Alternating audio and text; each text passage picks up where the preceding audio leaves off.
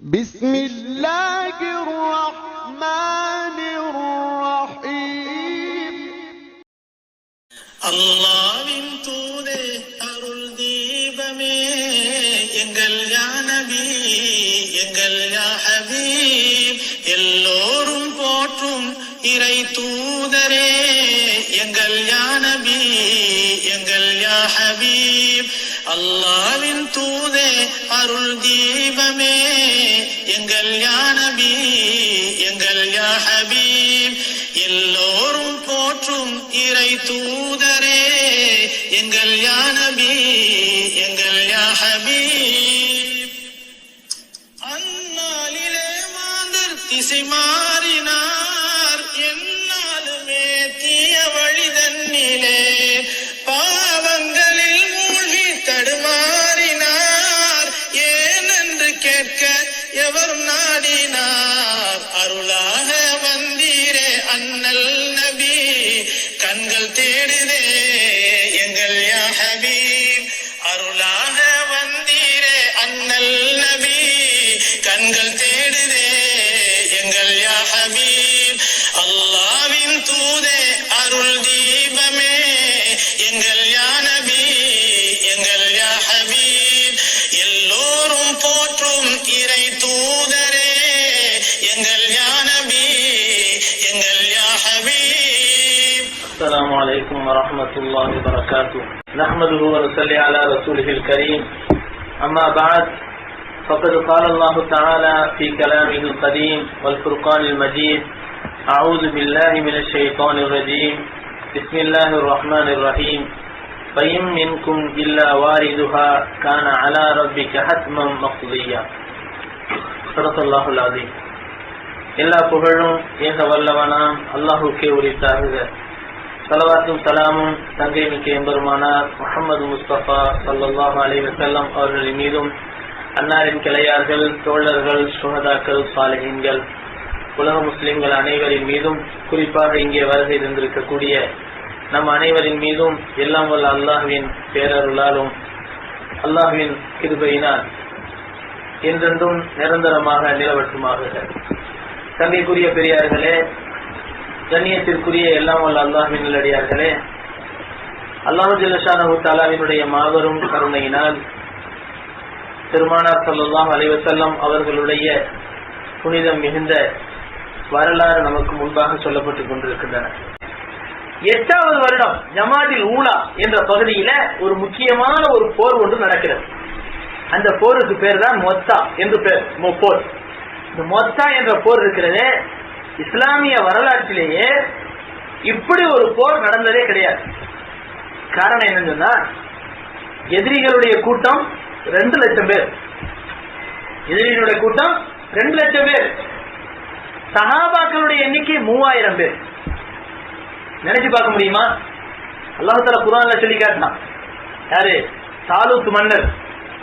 தாவூத் அலைஹிஸ்ஸலாம் காலத்துல தாலூத் மன்னர் படை விரட்டி போய் ஜாலூத் மன்னரை கொலை செஞ்சாங்கல்ல, அந்த படையை பத்தி சொல்லும் போது அல்லாஹ் சொல்லுகிறான், கம் மின் ஃபியத்தின் கலீலத்தின் கலபத் ஃபியத்தன் கஸீரத்தன். எத்தனையோ சின்னஞ்சிறிய படைகள் எல்லாம் பெரும் பெரும் படைகளை தோற்கடித்திருக்கின்றன என்று சொல்கிறான். அதுல ஒரு பெரிய எடுத்துக்காட்டு உதாரணம் வந்து அதாவது இந்த மொத்தா போர்.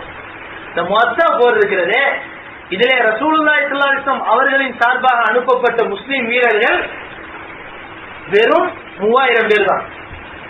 ஆனால் ரோம் நாட்டு மன்னரின் மூலமாக அனுப்பப்பட்ட கிறிஸ்துவர்கள் மொத்தம் வீரர்கள் எத்தனை பேர் என்றால் 2 லட்சம் பேர். நினைச்சு பார்க்க முடியுதா? பார்க்கிறோம். அதாவது இந்த கந்தக் யுத்தம் நடந்து பாருங்க, குளிதோடி கந்தக் யுத்தம் நடந்து, அந்த யுத்தத்துல சஹாபாக்கள் 3000 பேர். ஆனா அவங்க எத்தனை பேரு? 10,000 பேர் அல்லது 6000 பேர் சொல்லப்படுது. இவ்வளவுதான். அதாவது 3 மடங்கு அதிகமா இப்படித்தான் வந்தது ஒவ்வொன்றுமே. பத்ர் போர்க்காலத்துல 313 சஹாபாக்கள், இவங்க எத்தனை பேரு? 1000 பேர். அதே மாதிரி உஹது போர்க்களத்துல இந்த மாதிரி ஒவ்வொரு வித்தியாசங்கள் வந்தன. ஆனால் இப்படிப்பட்ட ஏற்றத்தால் இந்த இவ்வளவு அதிகமான ஒரு எண்ணிக்கை நபர்களோடு போராடக்கூடிய ஒரு நிலை எந்த கட்டத்திலும் ஏற்பட்டது கிடையாது. அந்த ஹிஜ்ரி 8வது வருடம் தான், ஹிஜ்ரி 8வது வருடம் ஜமாதில் ஊலா அந்த நேரத்தில் ரசூலுல்லாஹி ஸல்லல்லாஹு அலைஹி வஸல்லம் அவர்கள் என்ன செய்றாங்க, ஒரு மன்னருக்கு, புஸ்ரா என்ற நாட்டினுடைய மன்னருக்கு கடிதம் எழுதுறாங்க. ஈமானை பற்றி எடுத்து சொல்லி அல்லாஹ்வை பற்றி நம்பி ஏற்றுக்கொள்ளுமாறு ஒரு கடிதம் எழுதுறாங்க.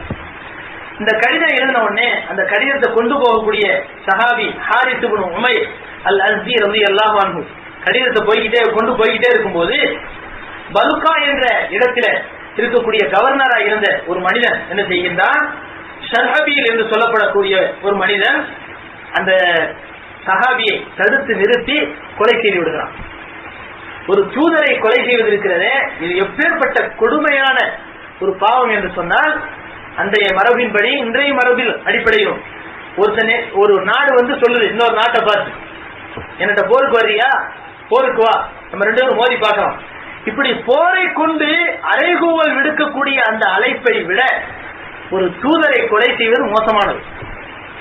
நேரா நின்று போருக்கு வா அப்படின்னு கூப்பிடுறாரு.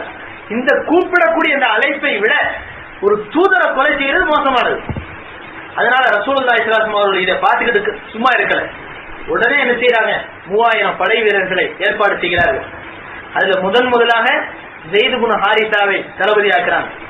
ரசூலுல்லாஹி ஸல்லல்லாஹு அலைஹி வஸல்லம் சொன்னார்கள், ஸைத் இப்னு ஹாரிஸாவை, இது எவ்வளவு தூரம், அதாவது இந்த புஸ்ரா என்ற அந்த இடத்துல இருந்து பைத்துல் முகத்தஸுக்கு 2 நாள்ல நடந்து போயிடலாம். அப்ப மதீனாவில இருந்து ரொம்ப தூரம். அப்படிப்பட்ட நிலைமையில ரசூலுல்லாஹி ஸல்லல்லாஹு அலைஹி வஸல்லம் அவ்வளவு தூரமான இடத்துக்கு 3000 சஹாபாக்களை ஏற்பாடு செய்து தளபதியா ஸைத் இப்னு ஹாரிஸாவை ஆக்கி சொன்னார்கள், தோழர்களே, இவரை கொண்டு நீங்கள் போராடுங்கள். ஸைத் இப்னு ஹாரிஸா ஷஹீதாக்கப்பட்டு விட்டால் அடுத்து ஜாஃபரை என்ன செய்யுங்கள், தளபதியாக ஆக்குங்கள். அவரும் கொல்லப்பட்டு விட்டால், ஷஹீதாக்கப்பட்டு விட்டால் அப்துல்லாஹ் இப்னு ரவாஹாவை நீங்கள் தளபதியாக ஆக்குங்கள். அவரும் கொல்லப்பட்டு விட்டால் உங்களுக்கு யாரு இஷ்டமோ உங்களுக்குள்ள முடிவு பண்ணி என்ன செய்யுங்க, யாரையாவது தளபதி ஆக்கிக்கிறீங்கன்னு சொல்றாங்க. இந்த முடிவு செய்யப்படக்கூடிய அந்த சபை நடந்துகிட்டு இருக்கு. ஒரு யூதர் ஓரமா நின்று இந்த விஷயத்தெல்லாம் கேட்டுக்கிட்டு இருக்கிறாரு. அவர் சொன்னாரு, அதாவது முஹம்மது ஸல்லல்லாஹு அலைஹி வஸல்லம் சொன்ன அந்த 3 பேரும் கொல்லப்பட்டுருவாங்க அப்படின்னு சொன்னார். சஹாபாக்கள் கேட்டாங்க, நீ எப்படி இவ்வளவு உறுதியா சொல்ற, நீ ஒரு யூதர், அப்படி இருந்து இவ்வளவு உறுதியா சொல்றிய, என்ன விஷயம் என்பது, எந்த ஒரு நபியினுடைய வாயினாலும் இவர் கொல்லப்பட்டு விட்டார் என்று சொல்லப்பட்டாலே அவர் கொல்லப்பட போறாருன்னு அர்த்தம்.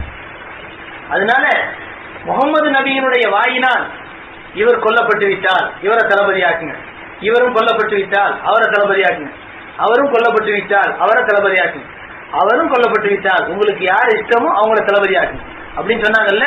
3 பேரும் கொல்லப்பட போறாங்க அப்படின்னு சொன்னார். ஒரு யூதருக்கு இருக்கக்கூடிய நம்பிக்கையை பாருங்க. அன்னைக்கு இருந்த யூதர்களா இருந்தாலும் காபிராக இருந்தாலும் எல்லோருக்குமே நபி ஸல்லல்லாஹு அலைஹி வஸல்லம் சொல்லின் மீது நம்பிக்கை இருந்தது. ஆனா என்ன, வரட்டு கௌரவம் தான் அவங்களை தடுத்தது, வேற எந்த ஒரு விஷயமும் இல்லை. உண்மையை விளங்காத தன்மை அல்ல, உண்மையை விளங்கியிருந்தாங்க, நபியினுடைய வார்த்தைகள் உண்மைங்கிறத விளங்கியிருந்தாங்க.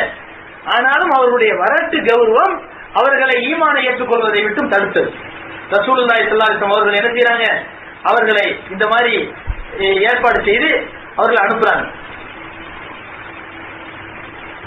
அனுப்பும்போது ஒரு உபதேசம் பண்றாங்க. இந்த உபதேசம் இருக்கிறதே, ஒவ்வொரு போர்க்களத்திலும் நபி ஸல்லல்லாஹு அலைஹி வஸல்லம் அவர்களும் சரி, அவருடைய கலீஃபாக்களும் சரி, எல்லோருமே சொல்லக்கூடிய உபதேசம். அது என்ன உபதேசம் சொன்னா, இன்னைக்கு இந்த மார்க்கம், இஸ்லாமிய மார்க்கம் தீவிரவாத மார்க்கம் சொல்றாங்கல்ல, அந்த மாதிரி ஆட்களுக்கு இந்த 2 வரிகள் போதும். இஸ்லாமிய மார்க்கம் எவ்வளவு சுமூகமான மார்க்கம்ங்கிறது. பெருமானார் ஸல்லல்லாஹு அலைஹி வஸல்லம் அவர்கள் வார்த்தையால சொன்னது மட்டுமல்ல, பேருக்கா இன்னைக்கு சொல்லுவாங்களே, அது மாதிரி ஏதோ ஒரு பேருக்காக சொல்லிட்டு நடைமுறையெல்லாம் வேற மாதிரி இருக்கும். அந்த மாதிரி எல்லாம் கிடையாது. ரசூலுல்லாஹி ஸல்லல்லாஹு அலைஹி வஸல்லம் சொன்னாங்கன்னு சொன்னா ஒரு இம்மி அளவு கூட அதுக்கு மாற்றமா சஹாபாக்கள் நடக்க மாட்டாங்க. அந்த அளவுக்கு பிடிப்போடு நடக்கக்கூடிய சஹாபாக்களுக்கு மத்தியில ரசூலுல்லாஹி ஸல்லல்லாஹு அலைஹி வஸல்லம் சொன்னார்கள், உஸு பிஸ்மில்லாஹ், அல்லாஹ்வுடைய பெயரை கொண்டு நீங்கள் போர்க்களத்திற்கு செல்லுங்கள். ஃபீ சபீலில்லாஹ், அல்லாஹ்வுடைய பாதையிலே போர் செய்யுங்கள். மன் கஃபர பில்லாஹ், யார் அல்லாஹ்வை மறுத்தார்களோ அவர்களிடத்திலே போராடுங்கள். லா தக்திரு, அங்கே மோசடி செய்து விடாதீர்கள். லா துகையிரு, மாற்றம் செய்து விடாதீர்கள். வலா தக்துலு வலீதன், குழந்தைகளை கொல்லாதீர்கள். வலா இம்ராத்தன், பெண்களை கொலை செய்யாதீர்கள். வலா கபீரன், வயது முதிர்ந்தவர்களை கொலை செய்யாதீர்கள். வலா முன்ஹசிலன் பிஸ்ஸௌமஅத்தி, அதாவது கிறிஸ்துவ சர்ச்சுகளிலே இருக்கக்கூடிய கன்னியாஸ்திரிகளை கொலை செய்யாதீர்கள். வலா தக்தஉ நக்லன், பேரித்த மரங்களை நீங்கள் அதாவது வெட்டி வீழ்த்தாதீர்கள். வலா ஷஜரத்தன், எந்த ஒரு மரங்களையும் வெட்டாதீர்கள். ஏன் காரணம் என்ன? மரங்கள் என்பது அந்த நாட்டினுடைய முன்னேற்றத்திற்கு காரணமானவை. ஒன்று அந்த நாட்டுக்கு பசுமையை தரும் அல்லது பலனை தரும், ஏதோ ஒரு வகையில் பலனை தரக்கூடியது. எனவே பேரித்த மரங்கள் மட்டுமல்ல, எந்த மரங்களையும் வெட்டாதீர்கள். வலா தஹ்திமு பினான், எந்த ஒரு கட்டடங்களையும் இடிக்காதீர்கள். இன்னைக்கு போறோம்னு சொன்னாலே கட்டடத்துக்கு மேலதான் கொண்டு போறோம். அது ஸ்கூலா இருந்தாலும் சரி, மருத்துவமனையா இருந்தாலும் சரி. நடக்குதா இல்லையா? போராது. எவ்வளவு பெரிய கொடுமை! ஒரு போர், அந்த போரின் மூலமா ஒரு நாட்டை நஷ்டத்துக்கு உள்ளாக்குறான்னு சொன்னா குண்டு போடுறது எங்க போடுறான்? அவனால ஆயுத கிடங்கின் மீது குண்டு போட முடியல அப்படின்னு சொன்னா உடனே தூக்கி போடுற குண்டு ஆஸ்பத்திரியில கொண்டு போய் போடுறான், அல்லது பிள்ளைகள் மீது கொண்டு போய் போடுறான், குழந்தைகள் படிக்கக்கூடிய ஸ்கூல் மேல. காரணம் இவங்க எல்லாம் வருங்கால வீரர்கள் அப்படிங்கிறதுனால அவங்கள களை எடுக்கலாம். இப்ப இதெல்லாம் போர்னு சொல்ல முடியுமா?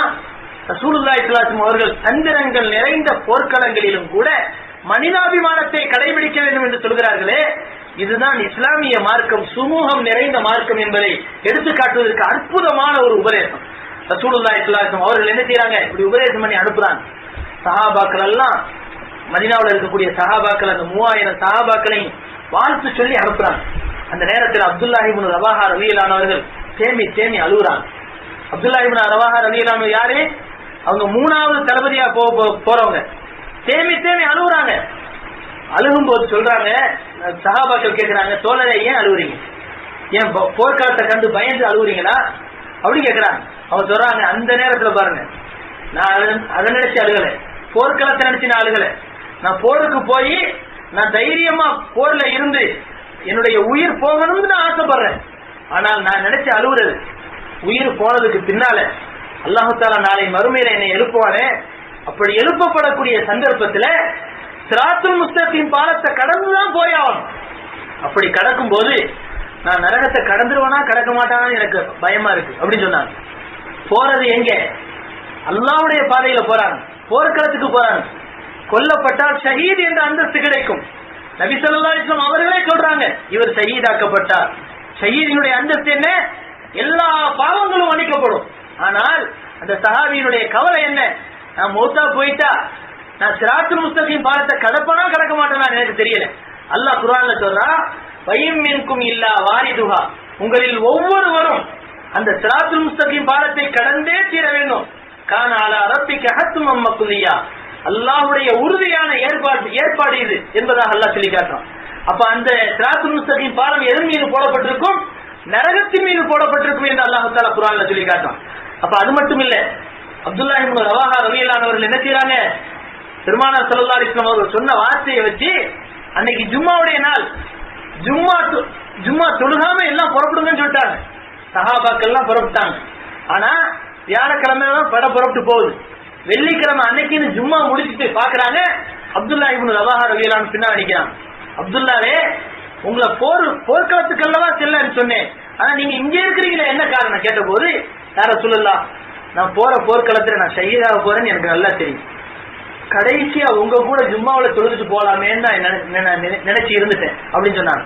ரசூலுல்லாஹி ஸல்லல்லாஹு அலைஹி வஸல்லம் சொன்னாங்க, அப்துல்லா, நீ இப்படி இருந்ததின் காரணத்தினால் சொர்க்கவாதிகள், இந்த போர்க்களத்திலே யாரெல்லாம் ஷஹீதாக்கப்படுவார்களோ அவர்கள் சொர்க்கத்துக்கு போனதுக்கு பின்னால பல வருடம் கழிச்சுதான் நீங்க சொர்க்கத்துக்கு போவீங்கன்னு சொன்னாங்க. காரணம் என்ன? அல்லாஹ்வுடைய தூதருடைய சொல்லுக்கு மாற்றம் செய்யணும்னு எண்ணத்தோட செய்யல. ஆனாலும் அந்த பின்னால ரசூலுல்லாஹி ஸல்லல்லாஹு அலைஹி வஸல்லம் அவர்களுக்கு பின்னால நின்று தொழுகக்கூடிய பரக்கத்தை விட நபியினுடைய சொல்லுக்கு கட்டுப்படுறதுல அவ்வளவு பெரிய பாக்கியம் இருக்கு. இன்னைக்கு அந்த சொல்லுக்கு நம்ம கட்டுப்படுறோமா? அதனுடைய பரக்கத்தை நம்ம உணர்றோமா? அதை பாக்கியமா நினைக்கிறோமா? நம்ம புரிஞ்சு பார்க்கணும். ஆனா அதை பின்பற்றுவதன் மூலமா தோல்வி என்பதை போன்று நமக்கு திறமை ஏற்பட்டாலும் நிச்சயமாக அதுலதான் வெற்றி இருக்கு. நிச்சயமா இதுல எந்த விதமான சந்தேகமும் கிடையாது. நபி ஸல்லல்லாஹு அலைஹி வஸல்லம் உடைய சுன்னத்துல அவருடைய சொல்லிடதா நிச்சயமான வெற்றி இருக்கிறது என்பதை நாம் புரிந்து கொள்ள வேண்டும். அதற்கு அடுத்து அப்துல்லாஹ் இப்னு ரவாஹா ஒரு பாடல் படிக்கிறார்கள். அவர் கவிஞர், அதனால அவர்கள் ஒரு கவிதை படிக்கிறார்கள். லாக்கின்னனி அஸ்அலுர் ரஹ்மான மக்ஃபிரத்தன், நான் போருக்கு பயந்து நான் அழுவல. நான் அல்லாஹ்விடத்திலே பாவ மன்னிப்பை கேட்கிறேன். அது மட்டுமில்ல, வல்லரபத்தன் ராச பருதின் தக்ரிப்பு ஜபதா, நுரைகள் தள்ளக்கூடிய வகையில ஈட்டியினால் குத்தப்பட்டு என்னுடைய ரத்தம் வெளியாக வேண்டும், ரத்தங்கள் எல்லாம் வெளியாக வேண்டும். அவ் தகனத்தன் பியதை ஹர்ரான முஹஜிரத்தின், வீரர்களால் நான் குத்தப்பட்டு குதிரப்பட வேண்டும். பிஹர்பத்தின் தன்பதுல் அஹ்ஷா அவல் கபிதா, குத்தப்படக்கூடிய அந்த ஈட்டிகளும் வாட்களும் என்னுடைய ஈரலையும் என்னுடைய உறுப்புகளையும் தாண்டி செல்ல வேண்டும், ஊடுருவி செல்ல வேண்டும். ஹத்தா யுகால இதா மர்ரு அலா ஜஸதி, என்னை கடந்து செல்லக்கூடியவர்கள் என்னை பார்த்து சொல்ல வேண்டும், அர்ஷதஹுல்லாஹு மின் ராஜின், போரிலே கலந்து கொண்டு உயிர் நீத்த இவருக்கு அல்லாஹ் நேர்வழி காட்டுவானாக, பக்கத்து ரஷதா, இவர் நேர்வழி பெற்றுவிட்டார் என்று சொல்ல வேண்டும் என்று அவர்கள் சொல்கிறார்கள். யாரு? கவிதை படிக்கிறார்கள். இந்த மாதிரி ஸல்லல்லாஹு அலைஹி வஸல்லம் அவருடைய உத்தரவின் பேரில் என்ன செய்யறாங்க, எல்லாரும் படை திரண்டு போய்கிட்டு இருக்கிறாங்க. போகும்போது பல்கா என்ற இடத்துலதான் அந்த சஹாபி கொல்லப்பட்டாங்க, ஷஹீதாக்கப்பட்டாங்க. யாரு? அந்த தூதராக இருந்த ஹாரிஸ் இப்னு உமைர் அல் அஸ்தி ரலியல்லாஹு அன்ஹு அவர்கள் ஷஹீதாக்கப்பட்ட இடம். பெருமானார் ஸல்லல்லாஹு அலைஹி வஸல்லம் சொல்லி அனுப்பும்போதே சொன்னாங்க, அந்த இடத்துக்கு போன உடனே சண்டை போட்டுறாதீங்க.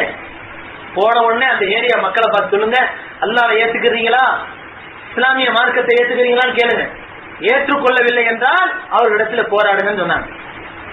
அதே மாதிரி அங்க போறாங்க, போய் அங்க மகான் என்ற இடத்துல தங்கி இருக்கிறாங்க. தங்கும்போது அந்த மக்களிடத்துல ஈமான பத்தி எடுத்து சொல்றாங்க, அல்லாஹ் ரசூலை பத்தி எடுத்து சொல்றாங்க.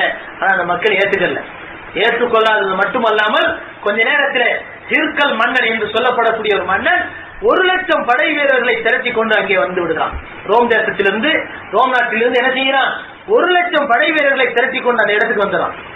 வந்த உடனேயுமே அந்த பகுதியில சுற்றி இருக்கக்கூடிய எல்லோரும் இவர்களுக்கு ஆதரவு காட்டக்கூடிய வகையில இன்னொரு 1,00,000 திரட்டி அந்த ஹிர்கல் மன்னனோடு ஒன்னா சேர்ந்துடுறாங்க. சேர்ந்து இந்த 2,00,000 இந்த காபிர்கள் 3,000 வீரர்கள் மட்டும் முஸ்லீம்களுக்கு பக்கத்தில்.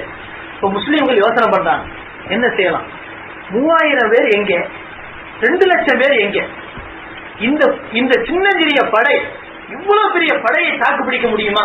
அதனால நபி ஸல்லல்லாஹு அலைஹி வஸல்லம் அவங்களுக்கு கடிதம் எழுதி நம்ம கேட்போம். நபி போராடுங்கன்னு சொன்னா போராடுவோம், இல்லைன்னு சொன்னா திரும்பி போயிடுவோம் அப்படிங்கிற ஒரு முடிவுக்கு வர்றாங்க. அந்த நேரத்துல அப்துல்லாஹ் இப்னு ரவாஹா ரலியல்லாஹு அன்ஹு சொன்னாங்க, அல்லாஹ்வுடைய தூதர் ஸல்லல்லாஹு அலைஹி வஸல்லம் அவர்கள் எப்போ போருக்குன்னு அனுப்பிட்டாங்களோ எல்லாத்தையும் பணையம் வச்சுதான் நம்ம வந்திருக்கிறோம். நம்ம வந்தது படை பட்டாளத்தை நம்பியோ ஆயுதங்களை நம்பியோ நம்ம வரல. மாறாக நம்ம வந்தது அல்லாஹ் நம்மை பாதுகாப்பார் என்ற எண்ணத்தோடு தான் வந்தோம். அல்லாஹ்வுடைய ஆற்றலை மட்டும் தான் நம்பி வந்தோம். மார்க்கத்தை பாதுகாக்கணுங்கிற குறிக்கோள்ல தான் வந்தோம். அதனால நபிக்கு கடிதம் எழுத வேண்டிய அவசியமே கிடையாது. நபி உத்தரவு கொடுத்துட்டாங்க, முடிஞ்சு போச்சு. அதனால போராட்டம் தான் முடிவு, வாங்க போராடுவோம் அப்படிங்கிற ஒரு நிலைக்கு வர்றாங்க. அதுக்கு அடுத்து போர் நடக்க ஆரம்பிக்குது. அதுக்கடுத்து என்ன நடந்தது என்று இன்ஷா அல்லாஹ் வரக்கூடிய வாரம் சொல்லப்படும். நஹ்மதுஹு வ நுஸல்லி அலா ரசூலிஹில் கரீம். அம்மா பஅத். فقد قال الله تعالى في كلامه القديم والفرقان المجيد: أعوذ بالله من الشيطان الرجيم. بسم الله الرحمن الرحيم. إنا فتحنا لك فتحا مبينا ليغفر لك الله ما تقدم من ذنبك وما تأخر ويتم نعمته عليك ويهديك صراطا مستقيما فينصرك الله نصرا عزيزا. صدق الله العظيم. எல்லா புகழும் ஏக வல்லவனாம் அல்லாஹ்வுக்கே உரித்தாகுக. ஸலவாத்தும் சலாமும் சங்கைமிக்க எம்பெருமானார் முஹம்மது முஸ்தபா ஸல்லல்லாஹு அலைஹி வஸல்லம் அவர்கள் மீதும், அன்னாரின் கிளையார்கள், தோழர்கள், சுஹதாக்கள், சாலிஹீன்கள், உலக முஸ்லிம்கள் அனைவரின் மீதும், குறிப்பாக இங்கே வருகை தந்திருக்கக்கூடிய நம் அனைவரின் மீதும் எல்லாம் வல்ல அல்லாஹ்வின் பேரருளும் பேருபகாரமும் என்றென்றும் நிரந்தரமாக நிலவட்டுமாக. தங்கைக்குரிய பெரியார்களே, அல்லாஹ் ஜல்ல ஷானஹு தஆலாவினுடைய மாபெரும் கருணையினால் ரசூலுல்லாஹி ஸல்லல்லாஹு அலைஹி வஸல்லம் அவர்களுடைய சரித்திரத்தை நாம் இப்பொழுது பேசிக் கொண்டிருக்கிறோம். அவர்களுடைய வரலாற்றிலே ஹிஜ்ரி 8வது வருடம் நடைபெற்ற முஅத்தா என்ற போரை பற்றி நாம் இப்பொழுது பேசிக் கொண்டிருக்கிறோம். முஅத்தா என்று சொல்லப்படக்கூடிய அந்த போர் இருக்கிறதே, அது எதனால் ஏற்பட்டது? நபிகள் நாயகம் ஸல்லல்லாஹு அலைஹி வஸல்லம் அவர்கள் மக்காவாசிகளிடத்திலே செய்து கொண்ட ஒப்பந்தத்திற்கு பிறகு ஒரு நல்ல ஒரு நிலையிலே எந்த விதமான எதிரிகளினுடைய பிரச்சனைகள் இல்லாமல் அமைதியாக இருக்கக்கூடிய அந்த காலகட்டத்தில் இதுதான் ஒரு சரியான சந்தர்ப்பம் என்ற நிலையிலே பல நாட்டு மன்னர்களுக்கு அல்லாஹினுடைய தௌஹீதினுடைய ஏகத்துவ பிரச்சாரத்தினுடைய கடிதத்தை அனுப்பி வைக்கிறார்கள். அப்படி அனுப்பி வைக்கப்பட்டதினுடைய வரிசையில புஸ்ரா நாட்டு மன்னனுக்கும் ஒரு கடிதத்தை ரசூலுல்லாஹி ஸல்லல்லாஹு அலைஹி வஸல்லம் அவர்கள் அனுப்பி வைக்கிறார்கள். அந்த புஸ்ரா நாட்டு மன்னருக்கு அனுப்பி வைக்கப்பட்ட அல் ஹாரிஸ் இப்னு உமைர் என்று சொல்லப்படக்கூடிய ரலியல்லாஹு அன்ஹு என்பவரை பெருமானார் ஸல்லல்லாஹு அலைஹி வஸல்லம் அவர்கள் கடிதம் கொடுத்து அனுப்புகிறார்கள். அப்படி அனுப்புகின்ற அந்த நேரத்தில் பல்கா என்று சொல்லப்படக்கூடிய மாநிலத்தின் ஆளுநராக சுரஹ்பீல் என்பவன் இருக்கின்றான். இந்த நிலையில இந்த சுரஹ்பீல் என்று சொல்லப்படக்கூடிய அந்த மனிதன், அந்த ஆளுநராக இருக்கக்கூடியவன், இந்த சஹாபி அல் ஹாரிஸ் இப்னு உமைர் ரலியல்லாஹு அன்ஹு அவர்களை கைது செய்து கொலை செய்து விடுகிறான். தூதுவரை கொலை செய்வது என்பது மாபெரும் துரோகமாகும். இது உலக வரலாற்றிலே யாரும் இதை துரோகமாகத்தான் நினைப்பார்கள். அப்படிப்பட்ட மாபெரும் துரோகம் செய்வதும் நேரடியாக போருக்கு அழைப்பு விடுப்பதும் ஒரே மாதிரி தான். இன்னும் சொல்ல போனால் ஒரு மனிதர் நேருக்கு நேராக என்னிடத்திலே போருக்கு வா என்று சொல்லுவதை விட ஒரு மனிதனை, ஒரு தூதுவரை கொலை செய்வது அதைவிட மாபெரும் கண்டனத்திற்குரிய ஒரு விஷயம். அந்த அடிப்படையிலே ரசூலுல்லாஹி ஸல்லல்லாஹு அலைஹி வஸல்லம் அவர்கள் இதற்கு பழி வாங்க வேண்டும் என்ற நோக்கத்தின் அடிப்படையில் 3000 பேர் கொண்ட ஒரு படையை ரசூலுல்லாஹி ஸல்லல்லாஹு அலைஹி வஸல்லம் அவர்கள் அனுப்பி வைக்கிறார்கள். இப்படி அனுப்பி வைக்கப்பட்ட அந்த சந்தர்ப்பத்திலே ரசூலுல்லாஹி ஸல்லல்லாஹு அலைஹி வஸல்லம் அவர்கள் சொல்லி காட்டினார்கள், நீங்கள் இந்த படை திரண்டு செல்லுங்கள். இப்படி செல்லுகின்ற காலகட்டத்தில் உங்களிலே அமர ரசூலுல்லாஹி ஸல்லல்லாஹு அலைஹி வஸல்லம் அலா ஹாதல் பஅத் ஸைத் இப்னு ஹாரிஸா, பெருமானார் ஸல்லல்லாஹு அலைஹி வஸல்லம் அவர்கள் சொன்னார்கள், ஸைத் இப்னு ஹாரிஸாவை நீங்கள் தளபதியாக ஏற்படுத்திக் கொள்ளுங்கள். இன் குத்தில ஸைத் ஃபஜாஃபர், ஸைத் ரலியல்லாஹு அன்ஹு அவர்கள் கொலை செய்யப்பட்டு விட்டால், ஷஹீதாக்கப்பட்டு விட்டால், ஜாஃபர் இப்னு அபூ தாலிப் ரலியல்லாஹு அன்ஹு அவர்களை நீங்கள் தளபதியாக ஆக்கிக் கொள்ளுங்கள். வைன் குத்தில ஜாஃபர் அப்துல்லாஹ் இப்னு ரவாஹா, ஜாஃபர் இப்னு அபீ தாலிப் அவர்கள் கொல்லப்பட்டு விட்டால் அப்துல்லாஹ் இப்னு ரவாஹா அவர்களை நீங்கள் என்ன செய்யுங்கள், தளபதியாக ஆக்கிக் கொள்ளுங்கள் என்று ரசூலுல்லாஹி ஸல்லல்லாஹு அலைஹி வஸல்லம் சொல்லி அத்ததலஹும் லிவா அபியம், ஒரு வெள்ளை கொடியை அவர்களுக்காக வேண்டி தயார் செய்து கொடுக்கிறார், கையிலே கொடுக்கிறார். ரசூலுல்லாஹி ஸல்லல்லாஹு அலைஹி வஸல்லம் அவர்களுடைய உத்தரவின் பேரில் படை புறப்படுவதற்காக இருக்கிறது. பெருமானார் ஸல்லல்லாஹு அலைஹி வஸல்லம் அவர்கள் என்ன செய்கிறார்கள், ஒரு உபதேசம் செய்கிறார்கள். பெருமானார் ஸல்லல்லாஹு அலைஹி வஸல்லம் அவர்கள் அந்த படையை அனுப்புவதற்கு மட்டுமல்ல, எந்த படையாக இருந்தாலும் அவர்களை அனுப்புகின்ற காலகட்டத்திலே ஒரு உபதேசம் செய்வார்கள். அந்த உபதேசம் என்னவென்றால், அல்லாஹ்வுடைய பாதையிலே நீங்கள் அல்லாஹ்வுடைய பெயரின் மூலமாக, அல்லாஹ்வுடைய பெயரை கொண்டு நீங்கள் போர் செய்யுங்கள். மன் கஃபர பில்லாஹ், யாரிடத்திலே யார் அல்லாஹ்வை புறக்கணிக்கிறார்களோ அந்த காபிர்களிடத்திலே, லா தகுதிரு, நீங்கள் மோசடி செய்ய வேண்டாம், லா துகையிரு, இன்னும் அதை மாற்றிவிட வேண்டாம், நீங்கள் திசை திரும்பி விட வேண்டாம், வலா தக்துலு வலீதன், மேலும் குழந்தைகளை கொல்ல வேண்டாம், வலா இம்ராத்தன், பெண்களை கொல்ல வேண்டாம், வலா கபீரன் ஃபானியன், தளர்ந்து போன முதியவர்களை கொன்றுவிட வேண்டாம், வலா முன் அசிலன் பி சௌமஅத்தின், இன்னும் கிறிஸ்துவர்களுடைய ஆலயங்களிலே இருக்கக்கூடிய கன்னியாஸ்திரிகளை கொலை செய்ய வேண்டாம், வலா தக்தஉ நஹ்லன், எந்த விதமான பேரித்த மரங்களையோ, வலா ஷஜரத்தன், வேறு எந்த மரங்களையுமோ நீங்கள் துண்டித்து அதை வெட்டிவிட வேண்டாம், வலா தஹ்திமு பினாஅன், இன்னும் எந்த ஒரு கட்டடங்களையும் நீங்கள் இடிக்க வேண்டாம் என்பதாக ரசூலுல்லாஹி ஸல்லல்லாஹு அலைஹி வஸல்லம் அவர்கள் சொல்லி காட்டுகிறார். இந்த உபதேசத்தை கேட்டுவிட்டு பெருமானார் ஸல்லல்லாஹு அலைஹி வஸல்லம் அவர்களிடமிருந்து விடைபெற்றுக் கொண்டு சஹாபாக்கள் செல்கிறார்கள். ஆனால் எப்பொழுது அந்த சஹாபாக்கள் விடைபெற்று சென்றார்களோ அப்பொழுது அப்துல்லாஹ் இப்னு ரவாஹா ரலியல்லாஹு அன்ஹு அவர்கள் தேமி அழ ஆரம்பிக்கிறார்கள். சஹாபாக்கள் கேட்டார்கள், மா யுப்கீக, ஏன் அழுகிறீர்கள் என்று கேட்டார்கள். ஃபகால, அப்பொழுது அப்துல்லாஹ் இப்னு ரவாஹா ரலியல்லாஹு அன்ஹு அவர்கள் சொன்னார்கள், அமா வல்லாஹி மா பி ஹுப்புத் துன்யா, எனக்கு உலகத்தினுடைய பிரியம் இருப்பதின் காரணத்தினால் நான் அளவில்லை, வலா ஸபாபத்து பிக்கும், மாறாக வலக்கின்னி சமிஅத்து ரசூலுல்லாஹி ஸல்லல்லாஹு அலைஹி வஸல்லம் யக்ரவு ஆயத்தன் மின் கிதாபில்லாஹ் யذ்குரு ஃபீஹன்னா. பெருமானார் ஸல்லல்லாஹு அலைஹி வஸல்லம் அவர்கள் ஒரு ஆயத்தை ஓதி காட்டினார்கள். அந்த ஆயத்தை நான் நினைத்து பார்த்தேன். அது நரகத்தை பற்றி ஆயத்தாக இருந்தது. அதுதான் வய்யம் மின்கும் இல்லா வாரிதுஹா, உங்களிலே ஒவ்வொருவரும் அந்த நரகத்தை கடந்து சென்றே ஆக வேண்டும். கான அலா ரப்பிக ஹத்மம் மக்தியா, இது உங்களுடைய இரட்சகன் மீது அது விதியாகிவிட்டது. அது அல்லாஹ் தஆலா ஏற்படுத்திய கட்டாய கடமையாகிவிட்டது.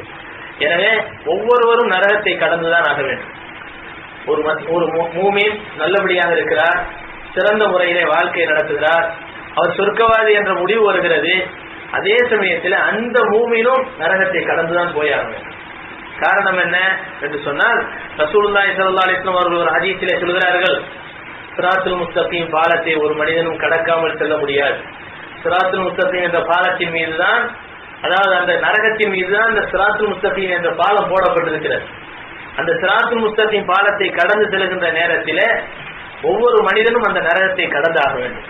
நல்லவர்களாக இருந்தால் அவர்களுடைய அமல்களுக்கு தோதுவாக அவர்கள் மின்னல் வேகத்திலே கடப்பார்கள், சில பேர் குதிரையினுடைய வேகத்திலே கடப்பார்கள், சில பேர் மனிதன் வேகமாக நடந்தால் எந்த வேகத்திலே இருப்பானோ அந்த வேகத்திலே கடப்பார்கள், சில பேர் மனிதன் நடந்து போவதை போன்று கடப்பார்கள், சில பேர் தவழ்ந்து செல்வதை போன்று கடப்பார்கள், இன்னும் சில பேர் கஷ்டப்பட்டு கடந்து போவார்கள், இன்னும் சில பேர் கடந்து போகின்ற போது அங்கே ஒரு கொக்கி இருக்கும், அவர்களை அப்படியே பிடித்துக் கொள்ளும், அவர்கள் அங்கிருந்து தப்பிக்க முடியாது என்று ரசூலுல்லாஹி ஸல்லல்லாஹு அலைஹி வஸல்லம் சொன்னார்கள்.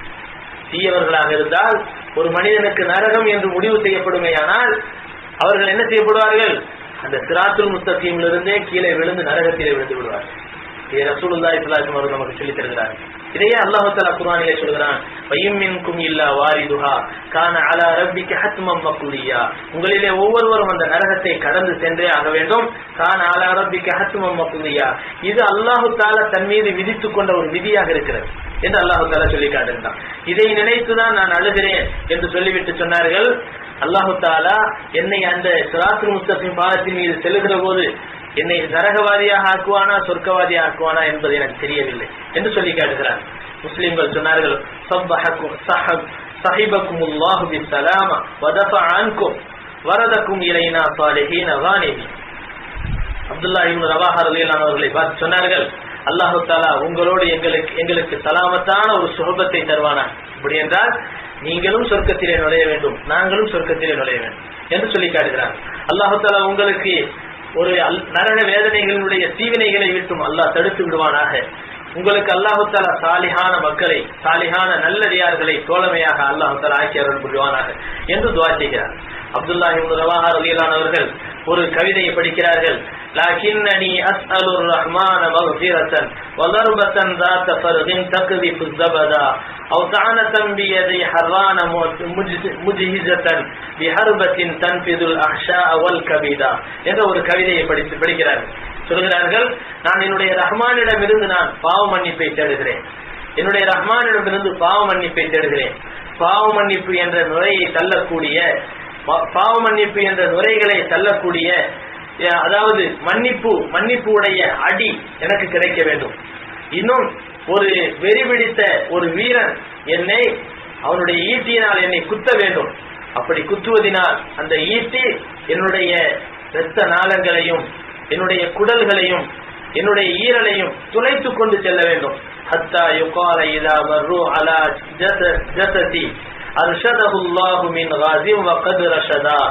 என்னுடைய கபரிலே நான் அடக்கப்பட்டதற்கு பிறகு என்னை கடந்து செல்லக்கூடிய மனிதர்கள் என்னை பார்த்து சொல்ல வேண்டும், அல்லாஹு தஆலா நேர்வழி காட்டிய மனிதரே, நீங்கள் நேர்வழி பெற்று விட்டீர், உங்களுக்கு வாழ்த்துக்கள் உண்டாகட்டும் என்று சொல்ல வேண்டும் என்று சொன்னார். எவ்வளவு பெரிய ஒரு மகத்தான ஈமான்! ஒரு போருக்கு செல்வதாக இருந்தாலும், ஒரு மிகப்பெரிய சவாலுக்குரிய நிகழ்ச்சிக்கு நாம் செல்வதாக இருந்தாலும், உயிர் போய்விடுமோ என்ற அச்சம் ஒவ்வொரு சூழ்நிலையிலும் நமக்கு இருந்து கொண்டிருக்கும். ஆனால் சஹாபாக்களுடைய நிலை என்ன?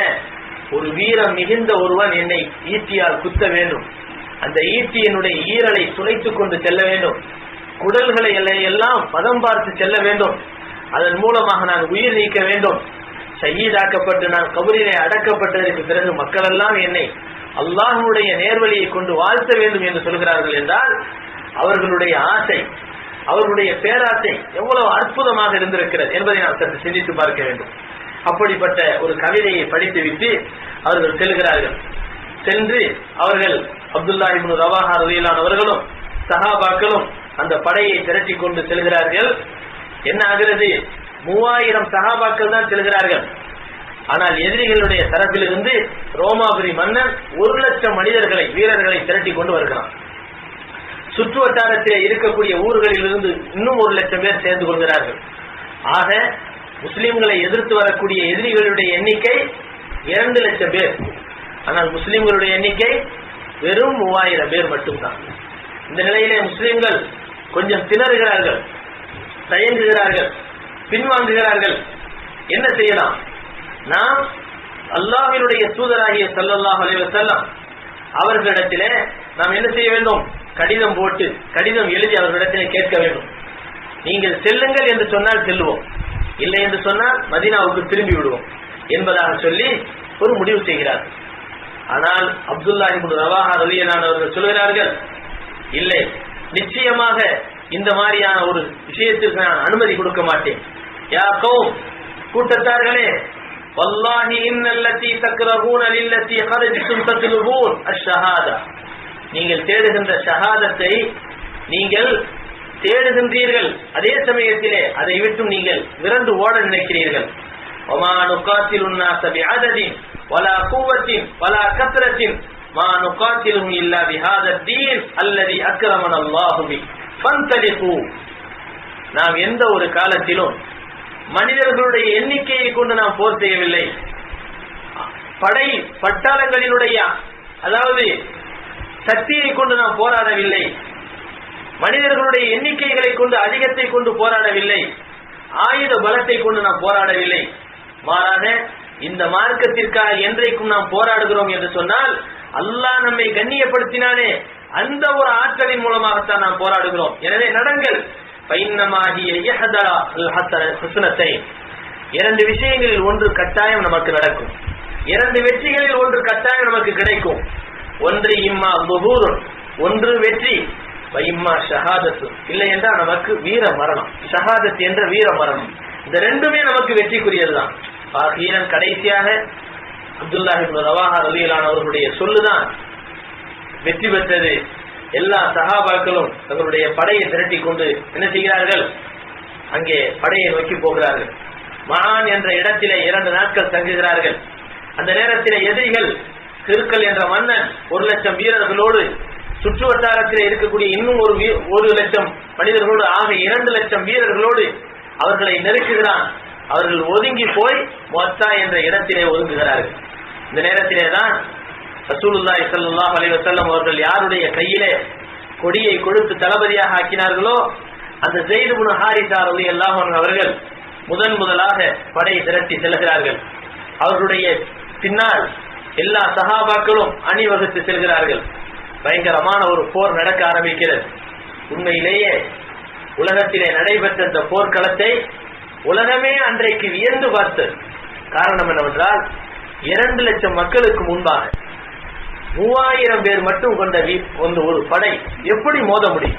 அதுவும் இன்றைக்கு சில நாடுகளை, இன்றைக்கு இருக்கக்கூடிய சில நாடுகளை எப்படி நாம் வல்லரசு என்பதாக அவரவர்கள் நிர்ணயித்துக் கொண்டிருக்கிறார்களோ அவர்களுடைய சொல் பொய்யாக இருந்தாலும், தவறாக இருந்தாலும், பாத்திலாக இருந்தாலும் அதற்காக வேண்டி எல்லோரும் என்ன செய்கிறார்கள்? ஜால்ரா போடுகிறார்களோ அதே மாதிரியான ஒரு பயங்கரமான ஒரு வீரம் மிகுந்த வல்லரசாகத்தான் அன்றைக்கு ரோமாபுரி இருந்தது. அந்த ரோமாபுரி மன்னர்களிடத்திலே போராடுவதற்கு யாரும் தயாராக மாட்டார்கள். திருக்கல் மன்னன் என்று சொன்னாரே நடுங்குவார்கள். ஆனால் அந்த ரோமாபுரி மன்னர் தான் 2,00,000 படை வீரர்களை திரட்டி கொண்டு வந்திருக்கிறார். ஆயுத பலங்களுக்கு எந்த விதமான பஞ்சமும் இல்லை, படைபட்டாளத்திற்கு அங்கே பஞ்சம் இல்லை. எல்லா வகையிலும் நிரப்பமான ஆற்றலை பெற்ற அந்த வீரர்களிடத்திலே எப்படி போராடுவது என்று தயங்கவில்லை சஹாபாக்கள். காரணம், அல்லாஹ்வுடைய யகீனின் மூலமாக அவர்கள் சண்டையிடுகிறார்கள். தவக்கல்து அலல்லாஹ் என்று சொல்லக்கூடிய அந்த அல்லாஹ்வுக்காக வேண்டி தவக்கல் வைத்தவர்கள் கீழே இறங்குகிறார்கள். இந்த வகையிலே அவர்கள் போராடக்கூடிய போராட்டத்தை உலகமே வியந்து பார்க்கிறது. முதலாக ஸைத் இப்னு ஹாரிஸா கையிலே கொடியை ஏந்தியவர்களாக படையை திரட்டுகிறார்கள். படையிலே நின்று போராடுகிறார்கள். கடைசியாக வீர மரணம் அடைகிறார்கள். காரணம் ரசூலுல்லாஹி ஸல்லல்லாஹு அலைஹி வஸல்லம் அவர்கள் சொன்ன வார்த்தை தான், எல்லோரும் எதிர்பார்த்த ஒன்றுதான். கடந்த வாரம் கூட சொல்லி காட்டினோம். பெருமானார் ஸல்லல்லாஹு அலைஹி வஸல்லம் அவர்கள் சொல்லி காட்டினார்கள், முதலிலே ஸைத் இப்னு ஹாரிஸாவை நீங்கள் தளபதியாக ஆக்குங்கள். அவர் ஷஹீதாகிவிட்டால் ஜாஃபர் இப்னு அபீ தாலிப் அவர்களை தளபதியாக ஆக்குங்கள். அவரும் ஷஹீதாகிவிட்டால் அப்துல்லாஹ் இப்னு ரவாஹாவை நீங்கள் தளபதியாக ஆக்குங்கள். அவரும் ஷஹீதாகிவிட்டால் நீங்கள் யாரை விரும்புகிறீர்களோ அவர்களை தளபதியாக ஆக்கிக் கொள்ளுங்கள் என்று பெருமானார் ஸல்லல்லாஹு அலைஹி வஸல்லம் சொல்லி காட்டினார்கள். அருகிலே நின்று கொண்டிருந்த ஒரு யூதர் சொன்னார், இந்த 3 பேரும் இந்த போர்க்களத்திலே கொல்லப்பட்டு விடுவார்கள் என்று சொன்னார். சஹாபாக்கள் திரும்ப கேட்டார்கள், எப்படி நீ இவ்வளவு உறுதியாக சொல்கிறாய்? உடனே பெருமானார் ஸல்லல்லாஹு அலைஹி வஸல்லம் அவர்களின் மீது வைத்திருந்த ஈமானை பாருங்கள். வெளியில தான் ஈமான் கொள்ளல, ஆனால் அவருடைய உள்ளத்திலே இருந்த நம்பிக்கை, நபி சொன்னால் உண்மையானது என்ற எவ்வளவு அற்புதமான நம்பிக்கை அவர்களிடத்திலே இருக்கிறது. இந்த யூதர் சொன்னார், முகம்மது சொன்னால் பொய்யாகாது. உலகத்திலே அனுப்பப்பட்ட எந்த நபியும் சொல்லக்கூடிய வார்த்தை பொய்யாகாது. இவர் ஷஹீதாகிவிட்டால், இவர் ஷஹீதாகிவிட்டால், இவர் ஷஹீதாகிவிட்டால் என்று சொன்னது நிச்சயமாக இவர்கள் 3 ஷஹீதாக போகிறார்கள் என்பதை காட்டுகிறது என்று சொன்னார். அதே மாதிரி நடந்தது. ஸைத் இப்னு ஹாரிஸா ரலியல்லாஹு அன்ஹு அவர்கள் ஷஹீதாகிறார்கள். அதன் பிறகு ஜாஃபர் இப்னு அபீ தாலிப் ரலியல்லாஹு அன்ஹு அவர்கள் கொடியை கையிலே ஏந்துகிறார்கள். அந்த கொடியை கீழே விடவில்லை, அதை கீழே விழுந்து விடாமல் தாங்குகிறார்கள். தாங்கியதற்கு பிறகு தங்களுடைய குதிரையின் மீது அமர்ந்தவர்களாக பயங்கரமாக போராடுகிறார்கள். போராட்டத்தின் உச்ச நிலையிலே ஷக்ரா என்று சொல்லப்படக்கூடிய அவர்களுடைய குதிரையிலிருந்து அவர்கள் கீழே இறங்குகிறார்கள். இறங்கி அவர்கள் தங்களுடைய குதிரையை வேறு பக்கமாக அனுப்பிவிட்டு கீழே நின்றவர்களாக சுற்றிலும் காத்தாடியை போன்று சுழந்து எழுதுகிறார்கள், சண்டையிடுகிறார்கள். இந்த சண்டையிலே அவர்கள் பலமாக வெட்டப்படுகிறார்கள். வலது கை வெட்டப்படுகிறது, இடது கையினால் கொடியை ஏந்திக் கொண்டு சண்டையிடுகிறார்கள். இடது கை வெட்டப்படுகிறது, உடனே 2 கைகளையும் அப்படியே துண்டாக்கப்பட்ட அந்த கையினால் அப்படியே புஜத்தினால் ஒருங்கிணைத்தவர்களாக அந்த கொடியை தாங்குகிறார்கள். அவர்கள் உடனே அவர்களுடைய மேனியிலே ஒரு யூதன் என்ன செய்கிறான், நேராக அவர்களுடைய உச்சியிலிருந்து 2 துண்டாக அவர்களை அப்படியே பிளந்து விடுகிறான். அந்த நேரத்திலும் அப்துல்லாஹ் இப்னு ரவாஹா ரலியல்லாஹு அன்ஹு அவர்கள் என்ன செய்கிறார்கள், அந்த கொடியை தாங்கி பிடிக்கிறார்கள். ஜாஃபர் இப்னு அபீ தாலிப் ரலியல்லாஹு அன்ஹு அவர்களுடைய தியாகத்தை பற்றி சொல்கிற போது இப்னு உமர் ரலியல்லாஹு அன்ஹு அவர்கள் சொல்கிறார்கள், அவர்களுடைய மேனியிலே ஏறக்குறைய 70க்கு மேற்பட்ட காயங்களை பார்த்தேன். ஈட்டியினுடைய காயங்களும், அம்பினுடைய காயங்களும், வாளினுடைய காயங்களும், ஏறக்குறைய 70க்கு மேற்பட்ட காயங்கள். அந்த காயங்களிலே எதுவும் முதுகு பக்கத்திலே இல்லை, எல்லாமே நெஞ்சு பகுதியிலே தான் இருந்தது. என்றால் வீரத்தோடு போராடி இருக்கிறார்கள். வீரத்தோடு போராடிய ஜாஃபர் இப்னு அபீ தாலிப் கடைசி வரை, தங்களுடைய உயிர் போகிற வரை அந்த சஹாபாக்களோடு சேர்ந்து போராடி ஷஹீதாகி இருக்கிறார்கள். ரசூலுல்லாஹி ஸல்லல்லாஹு அலைஹி வஸல்லம் அவர்கள், பெருமானார் ஸல்லல்லாஹு அலைஹி வஸல்லம் அவர்கள் இவர்களை பற்றி புகழ்ந்து பேசுகிற போது சொன்னார்கள், வஸாபஹுல்லாஹு பிஜனாஹைஹி ஜனாஹைஹின் ஃபில் ஜன்னா.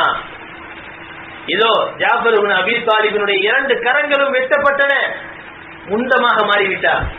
ஆனால் நாளை மறுமையிலே அவர் நடந்து போவதற்கு பகரமாக சொர்க்கம் முழுவதும் பறந்து சென்று அவர்கள் அந்த மக்களிடத்திலே அந்த சொர்க்கத்தை காண வேண்டும் என்பதற்காக வேண்டி அல்லாஹ் அவர்களுக்கு 2 இறக்கைகளை கொடுத்து விட்டான்.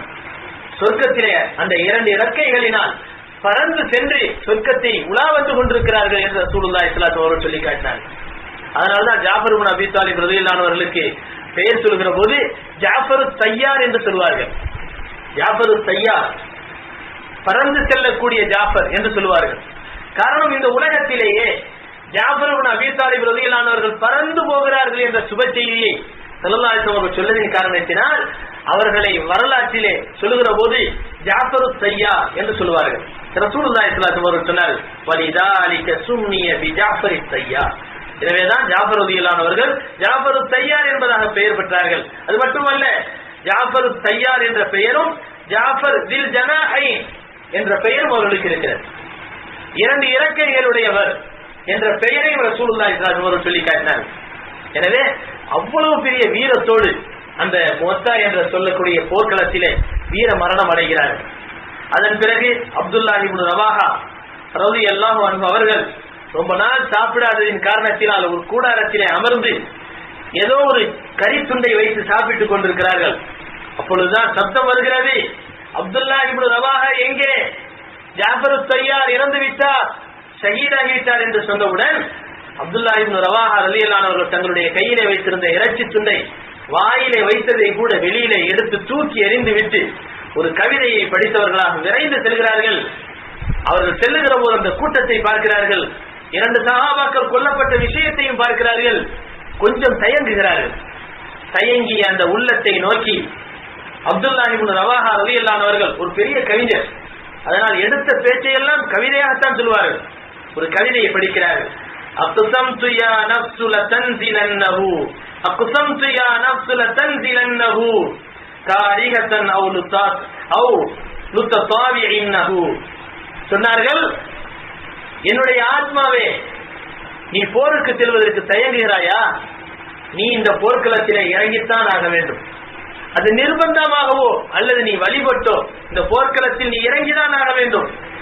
இன் அஜ்லபன் நாஸ் வஷத்துர் ரன்னத மாலி அராக்கி தக்ரஹீனல் ஜன்னத. சொல்லி காட்டினார்கள், மனிதர்கள் எல்லாம் ஈட்டியை வைத்துக் கொண்டு நிற்கிறார்கள் என்பதற்காக வேண்டி நீ தயங்குகிறாய். மாலி அராக்கி தக்ரஹீனல் ஜன்னா, ஏன் நீ தயங்குகிறாய்? சொர்க்கத்தை நீ வெறுக்கிறாயா? அவர்கள் கேட்கிறார்கள், தன்னுடைய ஆத்மாவை நோக்கி கேட்கிறார்கள். மக்கள் ஈட்டிகளை வைத்திருக்கிறார்கள் என்று நீ தயங்குகிறாயே, சொர்க்கத்தை நீ வெறுக்கிறாயா? ஈட்டிகளுக்கு பயப்படாமல் நீ சென்று வீர மரணம் அடைவாயானால் உனக்கு சொர்க்கம் கிடைக்கும். அந்த சொர்க்கத்தை வேண்டாம் என்று நினைக்கிறாயா என்று சொல்லி கவிதைகளை படித்தவர்களாக என்ன செய்கிறார்கள்? வேகமாக சென்று போர்க்களத்திலே நுழைகிறார்கள். போர்க்களத்திலே சென்ற வேகத்திலே பல மனிதர்களிடத்திலே சண்டையிடுகிறார்கள். தரை மார்க்கமாக நின்று சண்டையிட்டவர்கள் கடைசியாக ஷஹீதாக்கப்படுகிறார்கள். நபி ஸல்லல்லாஹு அலைஹி வஸல்லம் அவர்கள் சொன்னது போல 3 பேரும் ஷஹீதாக்கப்படுகிறார்கள். அதன் பிறகு ஒரு மனிதர் வருகிறார். அந்த மனிதனுடைய பெயர், அதாவது சாபித் இப்னு அர்கம் ரலியல்லாஹு அன்ஹு என்று சொல்லப்படக்கூடிய இஜ்லான் என்று சொல்லப்படக்கூடிய கிளையை சார்ந்தவர். அந்த சஹாபி வந்து அந்த கொடியை தாங்கிக் கொள்கிறார். அப்துல்லாஹ் இப்னு ரவாஹா ரலியல்லாஹு அவருடைய கையிலிருந்து விழப்போகின்ற அந்த கொடியை அஜ்லான் கூட்டத்தை சார்ந்த சாபித் இப்னு அர்கம் ரலியல்லாஹு அவர்கள் தாங்கி பிடிக்கிறார்கள். தாங்கி பிடித்தவுடன் அவர்கள் சொல்கிறார்கள், யா மாஷரல் முஸ்லிமீன் இஸ்தலிஹு அலா ரஜுலின் மின்கும், யாராவது வாருங்கள், தாங்கி பிடித்திருக்கக்கூடிய கொடியை தளபதியாக இருந்து ஏற்றுக்கொள்ளுங்கள், வாருங்கள் என்று சொன்னபோது உடனே மக்கள் எல்லாம் சொன்னார்கள், காலு அந்த நீதான் அந்த தளபதி என்று சொன்னார்கள். உடனே அவர் சொன்னார், மா அன பிஃபாயில், எனக்கு அது தகுதியே இல்லை. நான் ஏதோ இஸ்லாமிய கொடி கீழே ஒன்றக்கூடாது தாங்கி பிடிச்சிருக்கிறேன், ஆனா தளபதியா இருக்கிறதுக்குரிய தகுதி எனக்கு கிடையாது, அந்த வீரமும் எனக்கு கிடையாது, தயவு செய்து யாராவது வாங்க என்று சொன்னவுடன் காலித் இப்னு வலீத் ரலியல்லாஹு அன்ஹு. இதுதான் விஷயமே. அதாவது ஒரு உச்ச நிலைக்கு வருகிறது. எல்லா மக்களும் சேர்ந்து காலித் இப்னு வலீத் ரலியல்லாஹு அன்ஹு அவர்களை தளபதியாக ஆக்கி அனுப்புகிறார்கள். முஅத்தா என்றாலே காலித் தான் ஞாபகம் வருவார். காலித் இப்னு வலீத் ரலியல்லாஹு அன்ஹு. இந்த விஷயங்கள் எல்லாம் காலித் இப்னு வலீத் ரலியல்லாஹு அன்ஹு அவர்கள் என்ன செய்றாங்க? வாளை பிடிக்கிறாங்க. ஒரு கையில கொடி, இன்னொரு கையில வாள். பம்பரம் போல சுழன்று வீர தியாகத்தோடு அங்கே போராடுகிறார்கள். பயங்கரமான போராட்டம். எதிரிகளே பின்வாங்க ஆரம்பிக்கிறார்கள். இங்கே நடக்கக்கூடிய காட்சிகளை எல்லாம் ரசூலுல்லாஹி ஸல்லல்லாஹு அலைஹி வஸல்லம் அவர்களுக்கு அல்லாஹ் தஆலா வஹீயின் மூலமாக அறிவித்ததின் காரணத்தினால் நேரடியாக பார்ப்பதை போன்று பார்த்தவர்களாகவே இருக்கலாம். ஸல்லல்லாஹு அலைஹி வஸல்லம் அவர்கள் ஒவ்வொரு விஷயத்தையும் மக்களுக்கு அங்கே மதீனாவிலிருந்து சொல்லிக் கொண்டிருந்தார்கள். சொன்னார்கள், ஐயத்திய இலன்னாசில் கபர் மின் சாஅத்தில் கிதால் அகதர் ராயத்த ஸெய்த் இப்பொழுது கொடியை எடுத்து விட்டார், ஃபௌசீப அவர் கொல்லப்பட்டு விட்டார். நபி ஸல்லல்லாஹு அலைஹி வஸல்லம் சொல்றாங்க, ஸெய்த் கையிலே கொடியேந்தியவராக போருக்கு செல்கிறார் என்று சொல்லிவிட்டு சிறிது நேரத்திற்கு பிறகு ஸல்லல்லாஹு அலைஹி வஸல்லம் சொல்கிறார்கள், இதோ அவர் ஷஹீதாகி விட்டார். சும்மா அகத ஜாஃபர், பிறகு ஜாஃபர் கொடியை எடுத்து விட்டார், ஃபௌசீப அவரும் ஷஹீதாக்கப்பட்டு விட்டார். சும்மா அகத இப்னு ரவாஹா, பிறகு அப்துல்லாஹ் இப்னு ரவாஹா கொடியை ஏந்தி நிற்கிறார், ஃபௌசீப அவரும் கொல்லப்பட்டு விட்டார். வஐனாஹு தஜ்ரிஃபான், இப்படி சொல்ல சொல்ல நபியினுடைய 2 கண்களில் இருந்தும் கண்ணீர் பெருக்கெடுத்து ஓடுகிறது. ஹத்தா அகத ராயத, இதோ இதோ இந்த கொடியை ஸைஃபும் மின் ஸுயூஃபில்லாஹ், அல்லாஹ்வினுடைய வாள்களில் ஒரு வாளாக இருக்கக்கூடிய காலித் இப்னு வலீத் எடுத்து விட்டார் என்று பெருமானார் ஸல்லல்லாஹு அலைஹி வஸல்லம் சொன்னார்கள். சொல்லிவிட்டு ஹத்தா ஃபதஹல்லாஹு அலைஹிம், இதோ காலிதினுடைய கையிலே அந்த மக்களுக்கு எதிரான ஒரு வெற்றியை அல்லாஹ் கொடுத்து விட்டான் என்ற ஒரு சுப செய்தியை நபி ஸல்லல்லாஹு அலைஹி வஸல்லம் சொன்னார்கள். காலித் இப்னு வலீத் முதல் நாள் போராடுகிறார்கள். அவருடைய போராட்டத்திலே முந்தைய சமயத்திலே எப்படி அணிவகுப்பு இருந்ததோ, வலது பக்கத்தில் நிறுத்தப்பட்டவர்கள், இடது பக்கத்தில் நிறுத்தப்பட்டவர்கள், வலது பக்கத்துக்கு யார் தளபதி, இடது பக்கத்திற்கு யார் தளபதி என்ற நிர்ணயம் செய்யப்பட்டு, படை நிர்ணயம் செய்யப்பட்டு அங்கே அனுப்பப்பட்டிருந்தார்கள். அடுத்த நாள் காலித் இப்னு வலீத் ரலியல்லாஹு அன்ஹு அவர்கள் தங்களுடைய அருமையான ஒரு புத்தியை வேலை செய்து அவர்கள் ஒரு ஐடியா செய்கிறார்கள், ஒரு ஆலோசனை கொடுக்கிறார்கள். என்னவென்று சொன்னால், வலது பக்கம் நின்ற வீரர்கள் அனைவரும் அடுத்த நாள் இடது பக்கம் நிற்க வேண்டும், இடது பக்கம் இருக்கக்கூடிய வீரர்கள் அனைவரும் வலது பக்கம் செல்ல வேண்டும், கொஞ்ச நேரம் வீரத்தோடு போராட வேண்டும், போராடியதற்கு பிறகு கொஞ்சம் கொஞ்சமாக பின்வாங்க வேண்டும். எதுக்காக இதை சொல்லணும்? வலது பக்கத்தில் நின்றோம், வலது பக்கத்தில் நின்றா என்ன ஆகிய போது? ஒரு மனிதர் வலது பக்கத்தில் நேற்றும் நின்று போராடினார் என்றால் அவர்களோடு நின்று போராடியவர்களுடைய வீரத்தை அவர்கள் எடை போட்டு இருக்க முடியும். எனவே அவர் தான் அடுத்த நாள் நிற்கிறது நியாயம். ஆனா ஏன் காலித் இப்னு வலீத் இந்த மாதிரியான யோசனையை சொன்னாங்க, இப்படி ஒரு முடிவு எடுத்தாங்கன்னு சொன்னா, வலது பக்கத்தில் உள்ளவர்களை எதிரிகளினுடைய தரப்பில் இருக்கக்கூடிய இடது பக்கத்தில் உள்ளவர்கள் பார்த்திருக்க மாட்டார்கள். முஸ்லிம்களிலே இடது பக்கத்திலே இருக்கக்கூடியவர்களை எதிரிகளின் தரப்பிலே இருக்கக்கூடிய வலது பக்கத்திலே இருக்கக்கூடியவர்கள் பார்த்திருக்க மாட்டார்கள். எனவே புதுசா ஏதோ ஒரு படம் வந்து இறங்கி இருக்குங்கிற ஒரு அச்ச உணர்வை அந்த எதிரிகளுக்கு உருவாக்க வேண்டும் என்பதற்காக இந்த ஐடியா பண்றாங்க, இந்த ஆலோசனையை கொடுக்குறாங்க. காலித் இப்னு வலீத் ரலியல்லாஹு அன்ஹு அவர்கள் செய்த இந்த அருமையான இந்த முடிவு இருக்கிறதே நல்ல ஒரு பலனை தந்தது, நல்ல அற்புதமான ஒரு பலனை கொடுத்தது. எனவே காலித் இப்னு வலீத் ரலியல்லாஹு அன்ஹு அவருடைய ஆலோசனையின்படி அந்த முடிவின் அடிப்படையில் வலது பக்கத்தில் இருந்தவர்கள் எல்லாம் இடது பக்கம் போகிறார்கள், இடது பக்கத்தில் இருந்தவர்கள் எல்லாம் வலது பக்கம் போகிறார்கள். இரண்டாவது நாள் சண்டை நடக்கிறது. உடனே அதே மாதிரி நினைக்கிறார்கள் வலது பக்கத்தில் இருக்கக்கூடிய எதிரிகள், நினைக்கிறாங்க, ஆஹா இன்னைக்கு புதுசான முகங்கள்ல நிறைய தெரியுது, அதனால எதிரி அதாவது முஸ்லிம்களின் தரப்பில ஏதோ ஒரு உதவி வந்திருக்குது போல, வேற எங்க இருந்தோ படை பெரிய படை வந்திருக்குது அப்படின்னு வலது பக்கத்துல நினைக்கிறாங்க, இடது பக்கத்துல அதே மாதிரி நினைக்கிறாங்க. கொஞ்ச நேரம் இப்படி போராடிக்கிட்டே இருக்கிறாங்க. முஸ்லிம்கள் திட்டமிட்டபடி கொஞ்சம் கொஞ்சமா பின்வாங்குறாங்க, கொஞ்சம் கொஞ்சமா பின்வாங்குறாங்க. பின்வாங்க ஆரம்பிச்ச உடனேயுமே ஏற்கனவே படம் வந்திருக்குன்னு புளிய கரைச்சாச்சு, வயிற்றுல பெரிய புளிய கரைச்சிட்டு அவங்க வந்து பயந்து போயிருக்கிறாங்க. பின்வாங்க ஆரம்பிச்ச உடனே என்ன நினைக்கிறாங்க சொன்னா, நல்ல வீரத்தோடு போராடக்கூடியவர்கள், இவர்களுடைய தோல்வியினுடைய எந்த முகாந்திரமும் இல்லை, இப்படி இருக்க கொஞ்சம் கொஞ்சமா பின்வாங்குறாங்க. காரணம் என்ன? இப்போ முஸ்லீம்கள் ஏதோ திட்டம் போடுறாங்க, நம்மளை பின்வாங்க வைக்கிற மாதிரி வச்சு, முன்னேற மாதிரி வச்சு, கடைசியா எங்கேயோ கொண்டு போய் நம்மளை சூழ்ந்து நம்மளை தாக்க போறாங்க. அதனால நம்ம இவங்களுக்கு பின்னால முன்னேறக்கூடாது அப்படிங்கிற முடிவுக்கு வந்து முஸ்லீம்கள் பின்னேற ஆரம்பிச்ச உடனேயுமே அந்த கிறிஸ்துவர்கள் என்ன செஞ்சாங்க, அந்த காபீர்களும் பின்னோக்க ஆரம்பிக்கிறாங்க. நீ தானே பின்னோக்குற, நானும் பின்னோக்குறேன் அப்படின்னு சொல்லிட்டு என்ன செய்யறாங்க, இவங்களும் பின்னோக்க ஆரம்பிக்கிறாங்க. இவருடைய அச்சத்தின் காரணத்தினால் பின்னோக்கி அவர்கள் கடைசியாக விரண்டே ஓட ஆரம்பிக்கிறார்கள். காபிர்களுடைய தரப்பிலே பல பேர் கொல்லப்படுகிறார்கள். ஆனால் முஸ்லிம்களுடைய தரப்பிலே 12 பேர் மட்டும்தான் கொல்லப்பட்டிருக்கிறார்கள். எவ்வளவு பெரிய படைப்பட்டாலும். ஆனா சரித்திரத்துல வந்து இது வெற்றியா தோல்வியா அப்படின்லாம் பேசுவாங்க. நபியினுடைய வாயிலிருந்து என்ன வருகிறது, ஹத்தா ஃபதஹல்லாஹு அலைஹிம், அல்லாஹ் தஆலா அவர்களுக்கு எதிராக நமக்கு வெற்றியை தந்து வைத்தான் என்று பெருமானார் ஸல்லல்லாஹு அலைஹி வஸல்லம் சொன்னார். அப்படி என்றால் இது வெற்றி. வெற்றி இல்லைன்னு சொன்னா, தோல்வி சொன்னா என்ன செஞ்சிருக்கணும், 2 லட்சம் பேருக்கு முன்னால இந்த 3000 பேர் போராடுறாங்க சொன்னா சுத்தி வளைச்சு நசுக்கி எடுத்திருக்கணும். 3000 பேர் யாருமே திரும்பி இருக்க கூடாது. இதான் தோல்வி. 12 பேர் மட்டும்தான் ஷஹீதானார்கள். மற்றவங்க எல்லாம் நல்ல முறையில திரும்பி போகிறார்கள் என்றால் இது எவ்வளவு பெரிய மகத்தான வெற்றி. அது மட்டுமல்ல, அவர்கள் திரும்பி போனவங்க ஒரு பெரிய அச்சத்தோடு போனார்கள். உலகமே வியந்து பார்த்தது. இந்த முடிவின் காரணத்தினால் உலகமே ஒரு முடிவுக்கு வருகிறது, முஸ்லிம்கள் உண்மையிலேயே தூதருக்கு பின்னால் தான் இருக்கிறார்கள், இறை தூதருக்கு பின்னால் தான் இருக்கிறார்கள். அவர் மட்டும் இறை தூதராக இல்லை என்று சொன்னால் உலகமே யாரிடத்தில் சண்டை போடுவதற்கு பயப்படுவார்களோ அப்படிப்பட்ட மனிதர்களிடத்திலே 2 லட்சம் பேராக இருந்தும் கூட 3000 பேரை அனுப்பி சண்டையிடுகிறார்கள் என்றால் அல்லாஹ்வுடைய உதவி இல்லாட்டி இவங்க சண்டை போட முடியாது. இப்ப அல்லாஹ்வுடைய உதவி கிடைக்கக்கூடிய ஒரு உண்மையான இறை தூதர் தான் என்ற முடிவுக்கு பல பேர் வருகிறார்கள். இஸ்லாம் கொஞ்சம் கொஞ்சமா வளரும். இஸ்லாம் கொஞ்சம் கொஞ்சமாக வளர்ந்தது மட்டுமல்ல, எந்த பகுதிக்கு அவர்கள் சென்றார்களோ அத்தகைய ஷாம் தேசத்தினுடைய பகுதியினுடைய நிலவரங்களையும் முஸ்லிம்கள் தெரிந்து கொள்கிறார்கள். ஷாம் தேசத்தினுடைய பகுதியில இருக்கக்கூடிய முஸ்லிம்களுக்கு எதிரானவர்களும் தங்களுடைய வாளை சுருட்டி கொண்டு உட்கார ஆரம்பிக்கிறார்கள். முஸ்லிம்களை எதிர்க்க கூடாது. காரணம், எப்பேற்பட்ட ஒரு படையை எடுத்துட்டு போறாங்க, இப்ப முஸ்லிம்கள் சாதாரண வீரர்கள் அல்ல என்ற முடிவுக்கு வந்து என்ன செய்யறாங்க, எல்லோரும் ஒரு முஸ்லிம்களின் மீது ஒரு பயந்த நிலைமையிலே இருந்து கொண்டிருக்கிறார்கள்.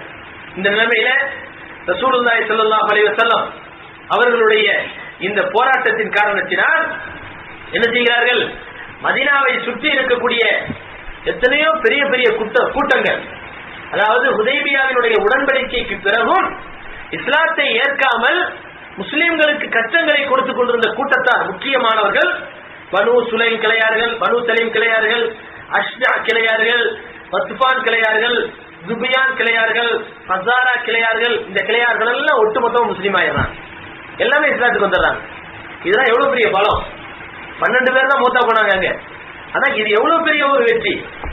இந்த போராட்டத்தின் காரணத்தினால் வெற்றியோ தோல்வியோ, ஆனா மக்களுடைய உள்ளத்துல ஒரு பெரிய அச்ச உணர்வு ஏற்பட்டு, முஸ்லிம்கள் பயங்கரமானவர்கள், முஸ்லிம்கள் அல்லாஹ்வுடைய உதவிக்கு சொந்தக்காரர்கள், முஸ்லிம்கள் யாரை பின்பற்றுகிறார்களோ அவர் ஒரு உண்மையான நபிதான் என்ற ஒரு உண்மையான நிலை அவர்களுக்கு புரிந்தது, அல்லது சந்தேகமாவது வந்தது.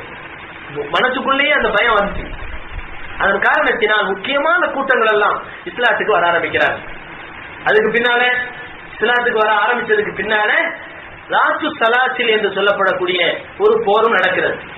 அந்த போர்க்களத்தில் ரசூலுல்லாஹி ஸல்லல்லாஹு அலைஹி வஸல்லம் அவர்கள் என்ன செய்கிறார்கள், அம்ர் இப்னு ஆஸ் ரலியல்லாஹு அன்ஹு என்று சொல்லப்படக்கூடிய ஒரு சஹாபியை தளபதியாக ஆக்கி 300 பேர் கொண்ட ஒரு கூட்டத்தாரை அந்த மக்களிடத்திலே அனுப்பி வைக்கிறார்கள்.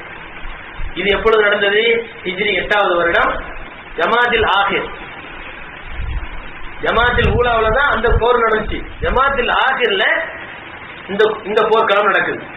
இவங்க என்ன செய்யறாங்க, பகலிலே பதுங்கி இருப்பதும் இரவிலே அவர்கள் பயணம் செய்வதுமாக சென்று அந்த கூட்டத்தாரிடத்திலே சென்று சண்டையிடுகிறார்கள். கடைசியாக அவர்களும் வெற்றி கொள்கிறார்கள்.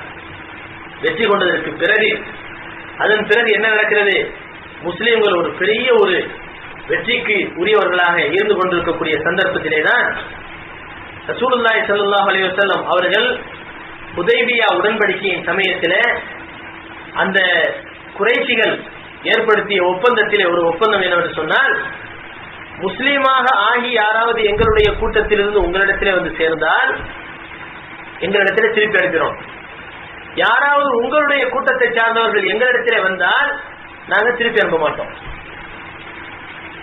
அப்ப இந்த மாதிரியான ஒரு ஒப்பந்தத்தை ஒருதலை பட்சமாக நடத்துகிறார்கள்.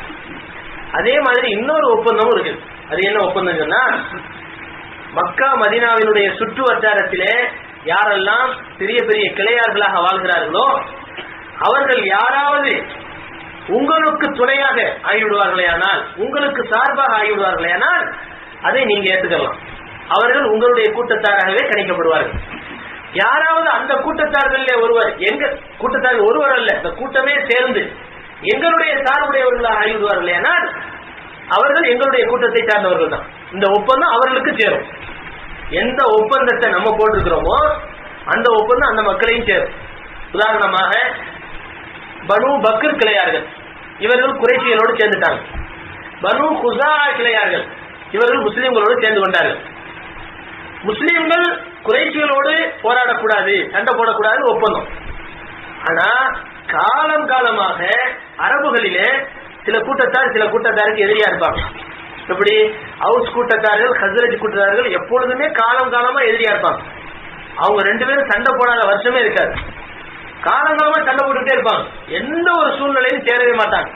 நபி ஸல்லல்லாஹு அலைஹி வஸல்லம் வந்தாங்க, சமாதானத்தை உண்டாக்குனாங்க, 2 பேரும் சகோதரர்களா மாறினாங்க, அது வேற விஷயம். அது பின்னால் ஏற்பட்ட ஒரு நிலைமை.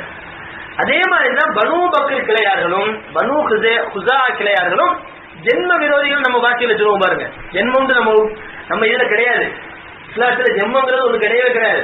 அந்த ஜென்ம விரோதிங்கிற ஒரு வார்த்தையை நம்ம புழங்க கூடாது. ஆனா என்னைக்கும் நீங்காத பகையுடையவர்கள் என்று சொல்லுவதற்கு இந்த வார்த்தையை புழங்குவாங்க நம்ம தமிழ்ல, ஜென்ம விரோதிகள். அந்த மாதிரியான ஜென்ம விரோதிகள் தான் யாரு? இந்த பனு குஸா கிளையார்களும் பனு பக்கர் கிளையார்களும். இந்த ரெண்டு பேரும் எந்த காலகட்டத்திலும் ரெண்டு பேரும் ஒன்னா சேர மாட்டாங்க. பனு பக்கர் கிளையார்கள் பனு குஸாவுக்கு எதிராக தான் செயல்படுவாங்க. உதாரணமா பனு பக்கர் கிளையார்கள் குறைஷிகளோட சேர்ந்துட்டாங்கன்னு வச்சுக்கிறீங்க, இதுக்கு எதிராக என்ன செய்வாங்க? அவங்க எதிரியாக இருக்கக்கூடிய யாரு எதிரியா இருக்கிறாங்களோ அவங்கள்ட்ட போய் இவங்க குஸா கிளையார்கள் சேர்ந்துடுவாங்க. காரணம் என்ன? எதிரிக்கு எதிரி நண்பன். இது ஒரு பொதுவான ஒரு வழக்கம். எப்படி? எதிரிக்கு எதிரி நண்பன். நமக்கு ஒருத்தர் ஒரு பெரிய பகைவனா தான் இருப்பான். ஆனா அந்த பகைவன் நம்மளை பழி வாங்குறதுக்காக வேண்டி இன்னொரு பகைவன் ஒருத்தர் இருப்பான், அவனுக்கு பகைவனா தான் இருப்பான். அவன்கிட்ட போய் சேர்ந்துக்குவான். என்னப்பா இவ்வளவு காலமா இவ்வளவு சண்டை போட்டுக்கிட்டீங்க, என்னாச்சு? இல்ல அந்த முஸ்லீம்களுக்கு அவன் எதிராக இருக்கான்ல, அதனால எனக்கு நண்பனா போயிட்டான். அப்போ ஒருத்தனை பழி வாங்குறதுக்காக வேண்டி பகைவனையும் நண்பனாக்கிடுவாங்க. இப்ப அந்த வகையில பனு பக்கர் கிளையார்கள் இந்த ஒப்பந்தத்துக்கு பிறகு என்ன செஞ்சிட்டாங்க? குறைஷி கூட்டத்தார்களோட போய் சேர்ந்துட்டாங்க. அல்லாஹ் தஆலா எப்படி வெற்றியை கொண்டு வர்றான்? அல்லாஹ் சொல்லிட்டான் ஏற்கனவே, இன்னா ஃபதஹனா லக ஃபதஹம் முபீனா, நாம் உங்களுக்கு மகத்தான வெற்றியை தந்துவிட்டோம். எப்ப சொன்னது?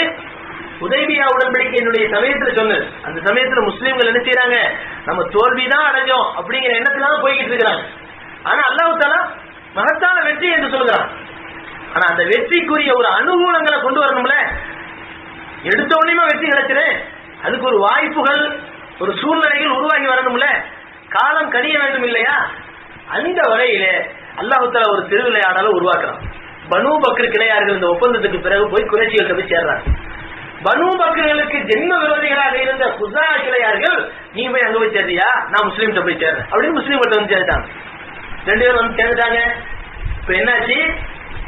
இந்த பனு பக்கர் கிளையார்கள் குஸாவை போய் சண்டை போட முடியாது. காரணம் முஸ்லீம்களை தாக்குன மாதிரி அது. குறைஷிகளோட சேர்ந்திருக்கிறாங்க. முஸ்லீம்கள் போய் பனு பக்கர் கிளையார்கள் சண்டை போட முடியாது. முஸ்லீம்கள் என்ன செய்ய முடியாது? பனு பக்கர் கிளையார்கிட்ட போய் சண்டை போட முடியாது. குறைஷிகள் எதிர்ப்பு தெரிவிப்பாங்க. எங்கள்கிட்ட சேர்ந்திருக்கக்கூடிய இந்த சார்பு கூட்டத்தை நீங்க சண்டை போட்டீங்க அப்படின்னு கேட்பாங்க. குறைஷிகள் போய் குஸா கிளையார்கள்ட்ட சண்டை போட முடியாது. ரெண்டு பேரும் ரெண்டு பக்கத்துல சேர்ந்துக்கிட்டாங்க. இந்த நிலைமையில ஒப்பந்தங்கள் இங்கே ஒரு அதாவது நடைமுறைக்கு வருகின்றன. இந்த நிலைமையில தான் பனு பக்கர் கிளையார்களுடைய உள்ளத்துல இந்த குஸா கிளையார்களை பழி வாங்கணுங்கிற எண்ணம் இருந்துகிட்டே இருக்கு. நீ முஸ்லீம்கிட்ட சேர்ந்தா என்ன, நான் உன்னையே பழி வாங்கிதான் தீருவேன் அப்படிங்கிற எண்ணத்துல இருந்துகிட்டே இருக்கிறாங்க. இந்த நிலைமையில தான் பனு பக்கர் கிளையை சார்ந்த ஒரு மனிதன் என்ன செய்கிறான்? அல் வசீர் என்று சொல்லப்படக்கூடிய இடத்துல பனு குஸா கிளையை சார்ந்த சில பேர் தங்கி இருந்த காலகட்டத்தில் இது எப்ப நடந்தது அப்படின்னு சொன்னா, ஹிஜ்ரி 8வது வருடம் ஷாபான் மாதம் நடக்கிறது. ரஜப் மாதம் விட்டுட்டாங்க, ஷாபான் மாதம் நடக்குது. இப்ப ஷாபான் மாதம் அதாவது சில பேர் என்ன செய்யறாங்க? அந்த குஸா கிளையை சார்ந்த சில பேர் அல் வசீர் என்று சொல்லப்படக்கூடிய மக்கா நகரத்துக்கு அருகில போய் தங்கி இருக்கிறாங்க. இருக்கும்போது இந்த பனு பக்கர் கிளையை சார்ந்த ஒரு மனிதன் என்ன செய்கிறான்? அந்த மனிதன் சில பேரை திரட்டி கொண்டு அந்த பனு குஸா கிளையார்களை சார்ந்த மனிதர்களை அடித்துக் கொண்டே போகிறான். அவன் பேரு நௌஃபல் இப்னு முஆவியா என்று சொல்லப்படும். தைலி கிளையை சார்ந்தவர். இப்ப நௌஃபல் என்ன செய்கிறான்?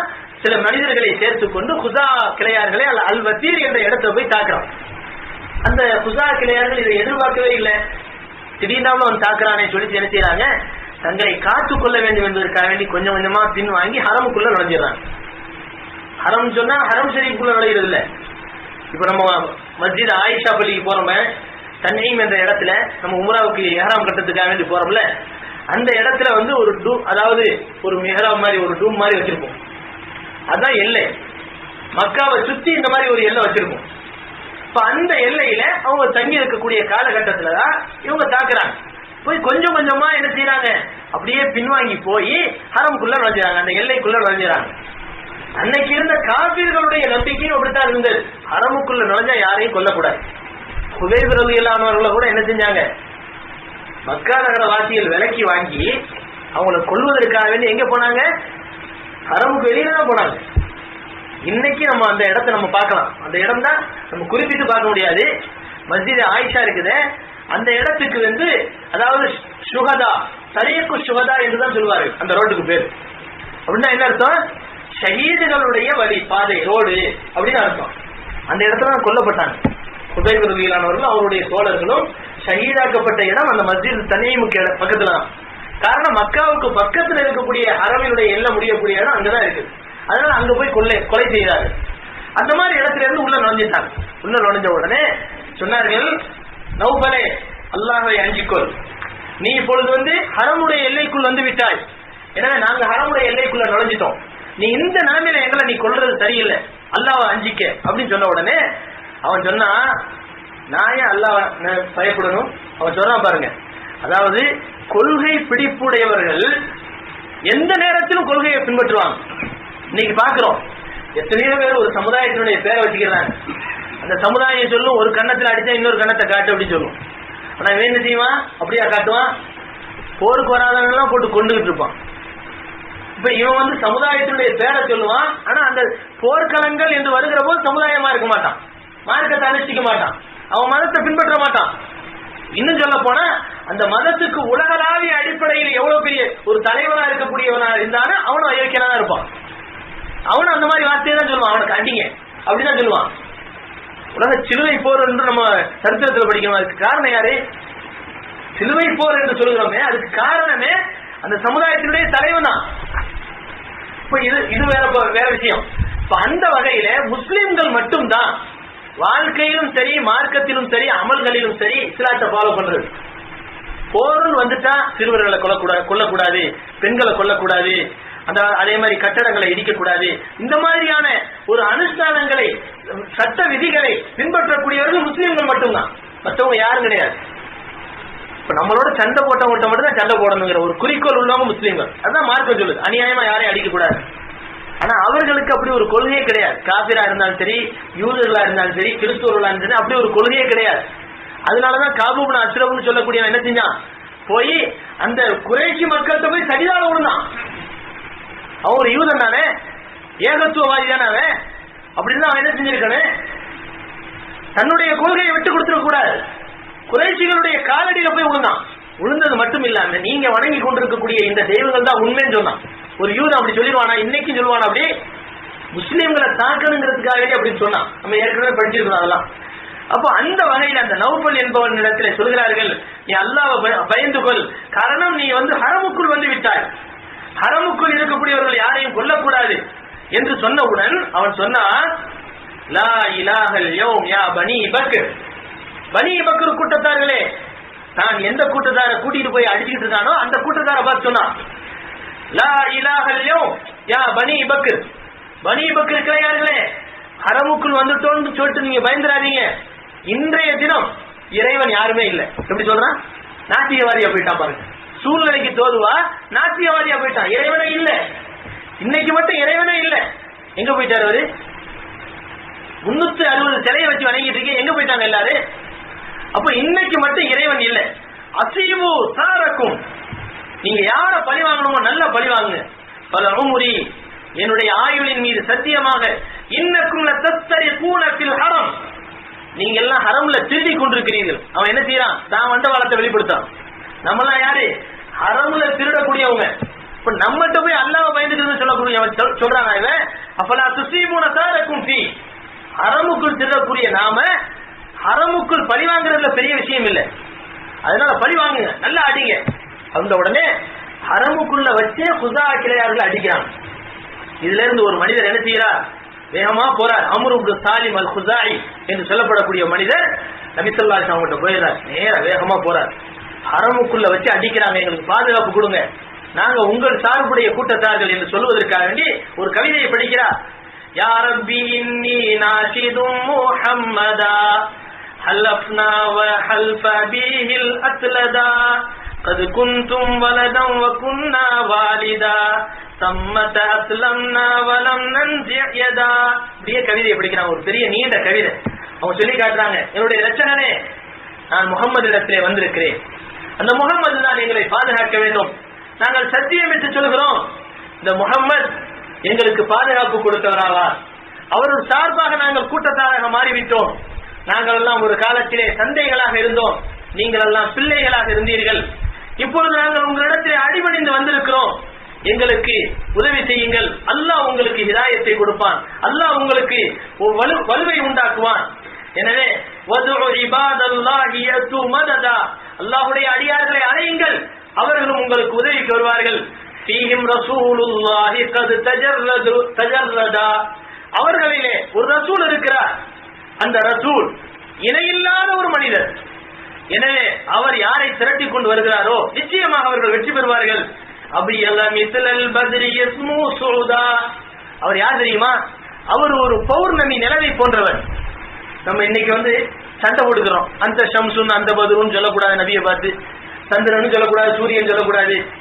அன்னைக்கே சொல்லி இருக்கிறாங்க சந்திரன் சூரியன் சொல்லக்கூடாது, அது ஷிர்க்குன்னு சொன்னா நபி ஸல்லல்லாஹு அலைஹி வஸல்லம் அவங்கள மதீனாவுக்குள்ள வரவேற்றது எப்படி? طلع البدر علينا من ثنيات الوداع وجب الشكر علينا ما دعا لله داعي. எவ்வளவு அழகான இது. அவங்க கமருன்னு சொல்ல, ஷம்சுன்னு சொல்லல, அங்க என்ன சொல்றாங்க? طلع البدر علينا, பௌர்ணமி எங்களுக்குள் உதித்து விட்டது. யாரை பார்த்து சொல்றாங்க? மதீனாவாசிகள் நபி ஸல்லல்லாஹு அலைஹி வஸல்லம் அவங்கள பார்த்து சொல்றாங்க, எங்களுக்கு பௌர்ணமி உதயமாகிவிட்டது. பௌர்ணமின்னு சொல்லலாமா? ஆனா ஷம்சு சந்திரன் சொல்லக்கூடாது. என்ன அநியாயமா இருக்குது இது! ஒரு ஷிர்க், இணை வைத்தல் அப்படின்னு வேற பிரச்சனை. சரி, அதை விடுவோம். அப்ப அவர் படிக்கிறார், அந்த நபி எப்படிப்பட்டவர் தெரியுமா? பத்ர், அவர் ஒரு பௌர்ணமி நிலவை போன்று வெண்மையானவர். யுசம்மு சுஉதா, அவர் உயர்தரமானவர். இன் சீம ஹஸ்பன் வஜ்ஹுஹு தரப்பதா ஃபீ ஃபரீகின் கல்பஹரி யஜ்ரி முஸ்பிதா. இப்படியே கவிதையை படித்த உடனே நபி ஸல்லல்லாஹு அலைஹி வஸல்லம் கேட்கிறாங்க. கேட்டுட்டு இவர்கள் பாதிக்கப்பட்டிருக்கிறாங்க, விஷயம் என்ன அப்படின்னு கேட்கிறாங்க. இந்த மாதிரி ஹரமுக்குள்ள வச்சு எங்களை அடிக்கிறாங்க, குஸா கிளையார்கள் பாதிக்கப்பட்டுட்டாங்க அப்படின்ற உடனே நபி ஸல்லல்லாஹு அலைஹி வஸல்லம் சொன்னாங்க, நபி ஸல்லல்லாஹு அலைஹி வஸல்லம் சொன்னார்கள், நஸர்து யா அம்ர் இப்னு சாலிம், அம்ர் இப்னு சாலிமே நான் உதவி செய்கிறேன் என்று சொல்லிக் கொண்டிருக்கும் போது ஒரு மேகம் அப்படியே கருப்பா திரண்டு வருது. கருப்பா திறந்து வந்த உடனே நபி ஸல்லல்லாஹு அலைஹி வஸல்லம் சொன்னார்கள், இன்ன ஹாதிஹி ஸஹாபத லதஸ்தஹில்லு பினஸ்ரி பனி கஅப். பனு கஅப் என்று சொல்லப்படக்கூடிய பனு குஸாவுக்காக பாதுகாப்பு கிடைக்கும் என்ற ஒரு நல்ல சகுனம் இந்த மேகமாகும் என்பதாக ரசூலுல்லாஹி ஸல்லல்லாஹு அலைஹி வஸல்லம் சொன்னார்கள். இது ஒரு நல்ல ஒரு நல்ல சகுனத்தை சொல்கிறது, நல்ல நன்மாராயத்தை சொல்லக்கூடிய ஒரு மேகம் இது என்பதாக ரசூலுல்லாஹி ஸல்லல்லாஹு அலைஹி வஸல்லம் சொல்லி காட்டினார். சொல்லிவிட்டு அதன் பிறகு ரசூலுல்லாஹி ஸல்லல்லாஹு அலைஹி வஸல்லம் என்ன செஞ்சாங்க? அதாவது புதைல் என்பவரும் வருகிறார். இந்த மக்கள்லாம் ஹரம்ல போய் அடி வாங்கின உடனே புதைல் என்று சொல்லப்படக்கூடிய ஒரு மனிதருடைய வீட்டுல போய் அடைக்கலம் ஆயிட்டாங்க. யாரு? குஸா கிளையை சார்ந்தவர்கள். புதைல் இப்னு வரக்கா என்று சொல்லப்படக்கூடிய அந்த மனிதருடைய வீட்டுல போய் அடைக்கலம் ஆயிட்டாங்க. அவர் தன்னுடைய வீட்டுல அடைக்கலமாக்கி, பொதுவா ஒரு ஊருக்குள்ள யாரு அடைக்கலம் கொடுக்கறாங்களோ மக்கள் மீற மாட்டாங்க, அவங்கள போய் அடிக்க மாட்டாங்க. தன்னுடைய சொந்த ஊருக்காரங்க அடைக்கலம் கொடுத்தா முடிஞ்சு போச்சு. அதே மாதிரி அடைக்கலம் கொடுத்துறாரு. யாரு? புதைல் இப்னு வரக்கா என்று சொல்லப்படக்கூடிய அவர் அடைக்கலம் கொடுத்த உடனே அவர் என்ன செய்யறாங்க? அந்த சஹாபி என்ன செய்யறாங்க? அவங்க முஸ்லீம் ஆயிடுறாங்க. அவங்க நேரா மதீனாவுக்கு வர்றாங்க. மதீனாவுக்கு நபி ஸல்லல்லாஹு அலைஹி வஸல்லம் அவங்கள்ட்ட சொல்றாங்க, யார சொல்லலாம், உங்கள்கிட்ட சமாதானம் செய்யறதுக்காக மக்கள் குறைஷிகள் அங்கிருந்து வருவாங்க, நீங்க ஏத்துக்கிறாங்கன்னு சொல்லிட்டு வந்துடுறாங்க. உடனே விஷயம் மதீனா வரைக்கும் போயிடுச்சு. குஸாவாவுக்கு ஆதரவாக நம்மிடத்திலே சண்டைக்கு முஸ்லிம்கள் வருவார்கள் என்று தெரிந்தவுடன் மக்காவாசிகள் திகில் அடைஞ்சு போயிடுறாங்க, பயந்து போயிடுறாங்க. பயந்து போய் தங்களுடைய கூட்டத்தை கூட்டி ஒரு முடிவுக்கு வர்றாங்க. தன்னுடைய ஆதரவை சார்ந்த பனு பக்ர் கிளையார்கள் முஸ்லிம்களுடைய ஆதரவாளர்களாகிய பனு குஸா அவர்களை அடித்திருக்கிறார்கள். முஸ்லிம்கள் இதற்கு பழி வாங்குறதுக்காக மக்காவை நோக்கி வருவார்கள். வந்தா நிச்சயமா அவங்கள எதிர்க்க முடியாது. அதனால யாரையாவது தூது அனுப்பி மதீனாவாசிகள்கிட்ட இந்த ஒப்பந்த முறிவை திரும்ப புதுப்பிக்கிறதுக்காக வேண்டி அனுப்புங்கிறாங்க. ஒப்பந்தம் முடிஞ்சு போச்சுல. எப்போ ஒப்பந்தம் என்னென்ன ஒப்பந்தம் போட்டாங்களோ அதுக்கு ஒரு மாற்றம் நடந்துட்டாலும் முடிஞ்சு போச்சு, அந்த ஒப்பந்தம் முடிஞ்சு போயிடும். அப்போ உங்கள் சார்பை உடையவர்களை நாங்க அடிக்க மாட்டோம், எங்கள் சார்புடையவர்களை நீங்க அடிக்க கூடாதுங்கிறது ஒப்பந்தம். ஆனா இங்க என்ன நடந்திருக்கு? பனு பக்ர் கிளையார்களை அடிச்சத குறைஷிகளும் ஆதரவு தெரிவிச்சு என்ன செஞ்சிருக்காங்க? அடிச்சிருக்காங்க. அவங்களும் 2-3 பேர் சேர்ந்து அடிச்சாங்க. அப்போ ஒப்பந்தம் முடிஞ்சு போச்சு. உடனே எல்லாரும் திரண்டு யார திரும்ப அந்த ஒப்பந்தத்தை புதுப்பிக்கிறதுக்கு அனுப்புறது அப்படின்னு முடிவு பண்ணும்போது அபூ சுஃபியான அனுப்புறதுன்னு ஒரு முடிவுக்கு வர்றாங்க. அபூ சுஃபியான் அந்த ஊருக்கு தலைவர். அவர் மதீனாவுக்கு தலைவிதியேன்னு போறாரு. பல கட்டங்கள்ல பல சந்தர்ப்பங்கள்ல அபூ சுஃபியான் இந்த போர் வேணாம், இந்த கலகம் வேணாம்னு நினைச்சு அங்க இருக்கக்கூடியவன் திமிர்த்தனமா செஞ்சதன் காரணத்தை இவர் வேற தலையிட வேண்டிய சூழ்நிலை. அந்த வகையில மக்காவாசிகள் செஞ்ச அநியாயத்தின் காரணத்தினால் அந்த ஊர் தலைவர் என்ற அடிப்படையில மதீனாவுக்கு போகக்கூடிய பொறுப்பு யாருக்கு வைக்கப்படுகிறது? அபூ சுஃபியானுக்கு வந்துருது. தலையில அந்த பொறுப்பை சுமந்துக்கிட்டு போய்கிட்டே இருக்கிறாரு. வழியில யாரை சந்திக்கிறார்? புதைல் இப்னு வரக்காவை சந்திக்கிறார். யார் மதீனாவுக்கு போய் அந்த செய்தியை தெரிவிச்சாங்களோ அந்த கேட்கிறாங்க, புதையிலே எங்க போயிட்டு வர்ற? நான் வேற ஒரு இடத்துக்கு போயிட்டு வரேன். மதீனாவுக்கு போனியா, முகமதை பாத்தியான்னு கேட்கிறேன். இல்ல மதீனாவுக்கு நான் போல, முகமதை நான் பார்க்கல அப்படின்னு போய் சொல்லிடுறாங்க. ஆனா அபூ சுஃபியானுக்கு நம்பிக்கை இல்லை. கட்டாயம் குஸா கிளையார்களை தன்னுடைய வீட்டுக்குள்ள வச்சுக்கிட்டு இவர் வெளியில போறாருன்னு சொன்னா நிச்சயமா மதீனாவுக்கு தான் வந்திருக்கணும், முகமதுக்கு தான் போய் செய்தியை சொல்லியிருக்கணும். அதனால இவர் விடக்கூடாதுன்னு சொல்லிட்டு தன்னுடைய கூட்டத்தாட்ட சொல்றார். யாரு? அபூ சுஃபியான் சொல்றாங்க. அபூ சுஃபியான் அது வரைக்கும் இஸ்லாத்துக்கு வரல. அபூ சுஃபியான் சொல்லுகிறார், இந்த புதைல் நிச்சயமா முகமது தான் சந்திச்சுட்டு வந்திருக்கிறார். மதீனாவுக்கு இவர் சென்றிருப்பாரே, ஆனால் அங்கே பேரிச்சம்பழத்தை தன்னுடைய ஒட்டகத்துக்கு போட்டிருப்பார். அதனால வாங்க கண்டுபிடிக்கலாம் சொல்லிட்டு அவர் தங்கி இருந்த அந்த ஒட்டகத்தினுடைய சாணங்களை கிண்டி பார்க்கிறார். மதீனாவினுடைய பேரிச்சம்பழங்களினுடைய ஒட்டக அதாவது அந்த கொட்டைகள் அங்கே இருக்கின்றன. நிச்சயமா புதைல் மதீனாவுக்கு தான் போயிட்டு வந்திருக்கிறார். முகமது நிச்சயமாக நம்ம ஏற்றுக்கொள்ள மாட்டார், என்ன செய்ய போறோமோ தெரியலன்னு சொல்லிட்டு ஒரு முடிவோட தான் போறார். அங்க போய் என்ன செய்யறாங்க? மதீனாவுக்கு உள்ள போறாங்க. போன உடனே யாரை சந்திக்கிறது அப்படின்னு தெரியல. முத அவங்களுக்கு உடனே ஞாபகம் வருது. யார ஞாபகம் வருது? தன்னுடைய மகளை தான் ஞாபகம் வருது. யாரு? உம்மு ஹபீபா. இது ஹிஜ்ரி 8வது வருடம் நடக்குது. ஹிஜ்ரி 8வது வருஷம் நடக்குது. ஹிஜ்ரத்துக்கெல்லாம் போறதுக்கு முன்னால, பல வருஷங்களுக்கு முன்னால உம்மு ஹபீபா ரலியல்லாஹு அன்ஹா அபூ சுஃபியானுடைய மகள், அவங்க என்ன செய்யறாங்க? அபிசீனியாவுக்கு ஹிஜ்ரத் பண்ணி போயிடுறாங்க. அபிசீனியாவுக்கு ஹிஜ்ரத் பண்ணி போய் அங்க ஒரு 5 வருஷம் இருந்துச்சு. அதுக்கப்புறம் ஹிஜ்ரத் பண்ணி எங்க செய்யறாங்க? மதீனாவுக்கு வர்றாங்க. அங்க அதாவது ஏறக்குறைய இவர்களை அபூ சுஃபியானை சந்திச்சு 12 வருஷத்துக்கு மேல ஆயிடுச்சு. தன்னுடைய சொந்த மகள் 12-13 வருஷத்துக்கு மேல ஆயிடுச்சு. உம்மு ஹபீபாவை 13 வருஷத்துக்கு பிறகு தன்னுடைய சொந்த மகளை பார்க்க போறாங்க. யாரு? அபூ சுஃபியான். எந்த விதமான பகையும் இல்லை, இஸ்லாத்தை ஏற்றுக்கொண்டு அபிசீனியாவுக்கு போனது மட்டும்தான், வேற எந்த விதமான பகையும் இல்லை. ரொம்ப பாசத்தோட அன்போட இருந்தவங்க. இந்த நிலைமையில நம்ம மக பல வருடங்களுக்கு பின்னால நம்ம போய் பார்த்தோம் சொன்னா அவருடைய நிலைமை எப்படி இருக்கும், நம்மளுடைய நிலைமை எப்படி இருக்கும்? யோசனை பண்ணி பாருங்க. எல்லா பெற்றோர்களுக்கும் உள்ள உணர்வு தான் அன்னைக்கு அவர்களுக்கும் இருக்கும். எல்லா பிள்ளைகளுக்கும் இருக்கக்கூடிய உணர்வு தான் அன்னைக்கு இருந்திருக்கும். போறாங்க, போய் கதவை தட்டுறாங்க. தட்டினா உம்மு ஹபீபா வந்து திறக்கிறாங்க. திறந்த உடனே தன்னுடைய தந்தையை பார்க்கிறாங்க. அதிர்ச்சி ஆயிடுறாங்க. எதிர்பார்க்கவே இல்லை. தன்னுடைய தந்தையை இவ்வளவு வருடங்களுக்கு பிறகு சந்திப்போம் என்று நினைச்சே பார்க்கிறவங்க. இந்த நிலையில அபூ சுஃபியானை பார்த்த உடனே உள்ள வாங்கன்னு கூப்பிடுறாங்க. உள்ள வர்றாங்க. போன உடனே ஒரு பாய் விரிச்சு கிடக்குது. நபி ஸல்லல்லாஹு அலைஹி வஸல்லம் எப்பவுமே உட்கார்ற பாய்.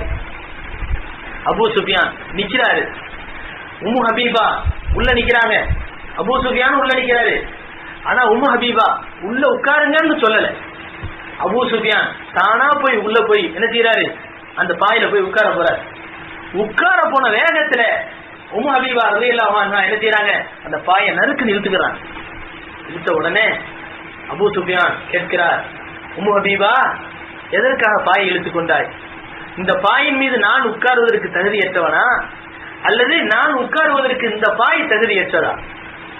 நான் உயர்ந்தவன், இந்த பாய் தாழ்ந்ததுன்னு நினைக்கிறியா, அல்லது நான் தாழ்ந்தவன், இந்த பாய் உயர்ந்தது நீ நினைக்கிறியா? சொன்னாங்க, இந்த பாய் உயர்ந்தது, நீ தாழ்ந்தவன்.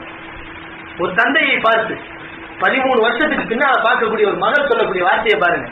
இந்த பாய் உயர்ந்தது, இந்த பாயின் மீது நீங்க உட்கார்றதுக்கு தகுதியே கிடையாது. காரணம், இந்த பாய் என்னுடைய கணவர் முஹம்மது ரசூலுல்லாஹி ஸல்லல்லாஹு அலைஹி வஸல்லம் அவர்கள் உட்காரக்கூடிய பாய். அவ்வளவு பரிசுத்தமான மனிதர் உட்காரக்கூடிய அந்த பாயில உன்னை போன்ற அசுத்தமானவர்கள் உட்காருவதற்கு தகுதியற்றவர்கள். அதனால இந்த பாய் மீது நீ உட்காரக்கூடாது, இந்த பாய் உயர்ந்தது, நீ தாழ்ந்தவன் என்று உம்மு ஹபீபா ரலியல்லாஹு அன்ஹா சொல்லி காட்டினார். அபூ சுஃபியான் கலங்கி போனார். எவ்வளவு பாசமா இருந்த மகள் எவ்வளவு விதர்ப்பமாக பேசுகிறார் என்று கலங்கி போனார். அதற்கு பிறகு அபூ சுஃபியான் என்ன பேச முடியும்? உம்மு ஹபீபாவிடத்திலே நடந்த விஷயங்களை பேசுகிறார்.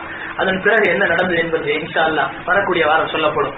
அல்லாஹ் தஆலா எதை சொன்னோமோ எதை கேட்டோமோ அதன்படி அமல் செய்யக்கூடிய தௌஃபீக்கை அல்லாஹ் நம் அனைவருக்கும் தந்தல் புரிவானாக. ஆகிர் தாவானா அல்ஹம்துலில்லாஹி ரப்பில் ஆலமீன். அல்ஹம்துலில்லாஹி ரப்பில் ஆலமீன். அல்லாஹும்ம ஸல்லி அலா சய்யிதினா முஹம்மது வ அலா ஆலி சய்யிதினா முஹம்மது வ பாரிக் வ சல்லிம் அலைஹி. சுப்ஹானல்லாஹி பிஹம்திஹி சுப்ஹானக்கல்லாஹும்ம பிஹம்திக வ நஷ்ஹது அன் லா இலாஹா இல்லா அன்த வ நஸ்தக்ஃபிருக வ நதூபு இலைக். அல்லாஹும்ம அரினல் ஹக்க ஹக்கன் வர்ஸுக்னா இத்திபாஅஹு வ அரினல் பாத்தில பாத்திலன் வர்ஸுக்னா இஜ்தினாபஹு. ரப்பனா ஆத்தினா ஃபித் துன்யா ஹஸனத்தன் வ ஃபில் ஆখিরাতি ஹஸனத்தன் வ கினா அஸாபன் நார். صل وسلم على رسولك سيدنا محمد وعلى آله وأصحابه أجمعين برحمتك يا أرحم الراحمين والحمد لله رب العالمين. صلى الله على محمد صلى الله عليه وسلم. صلى الله على محمد صلى الله عليه وسلم. صلى الله على محمد يا ربي صل وسلم. السلام عليكم.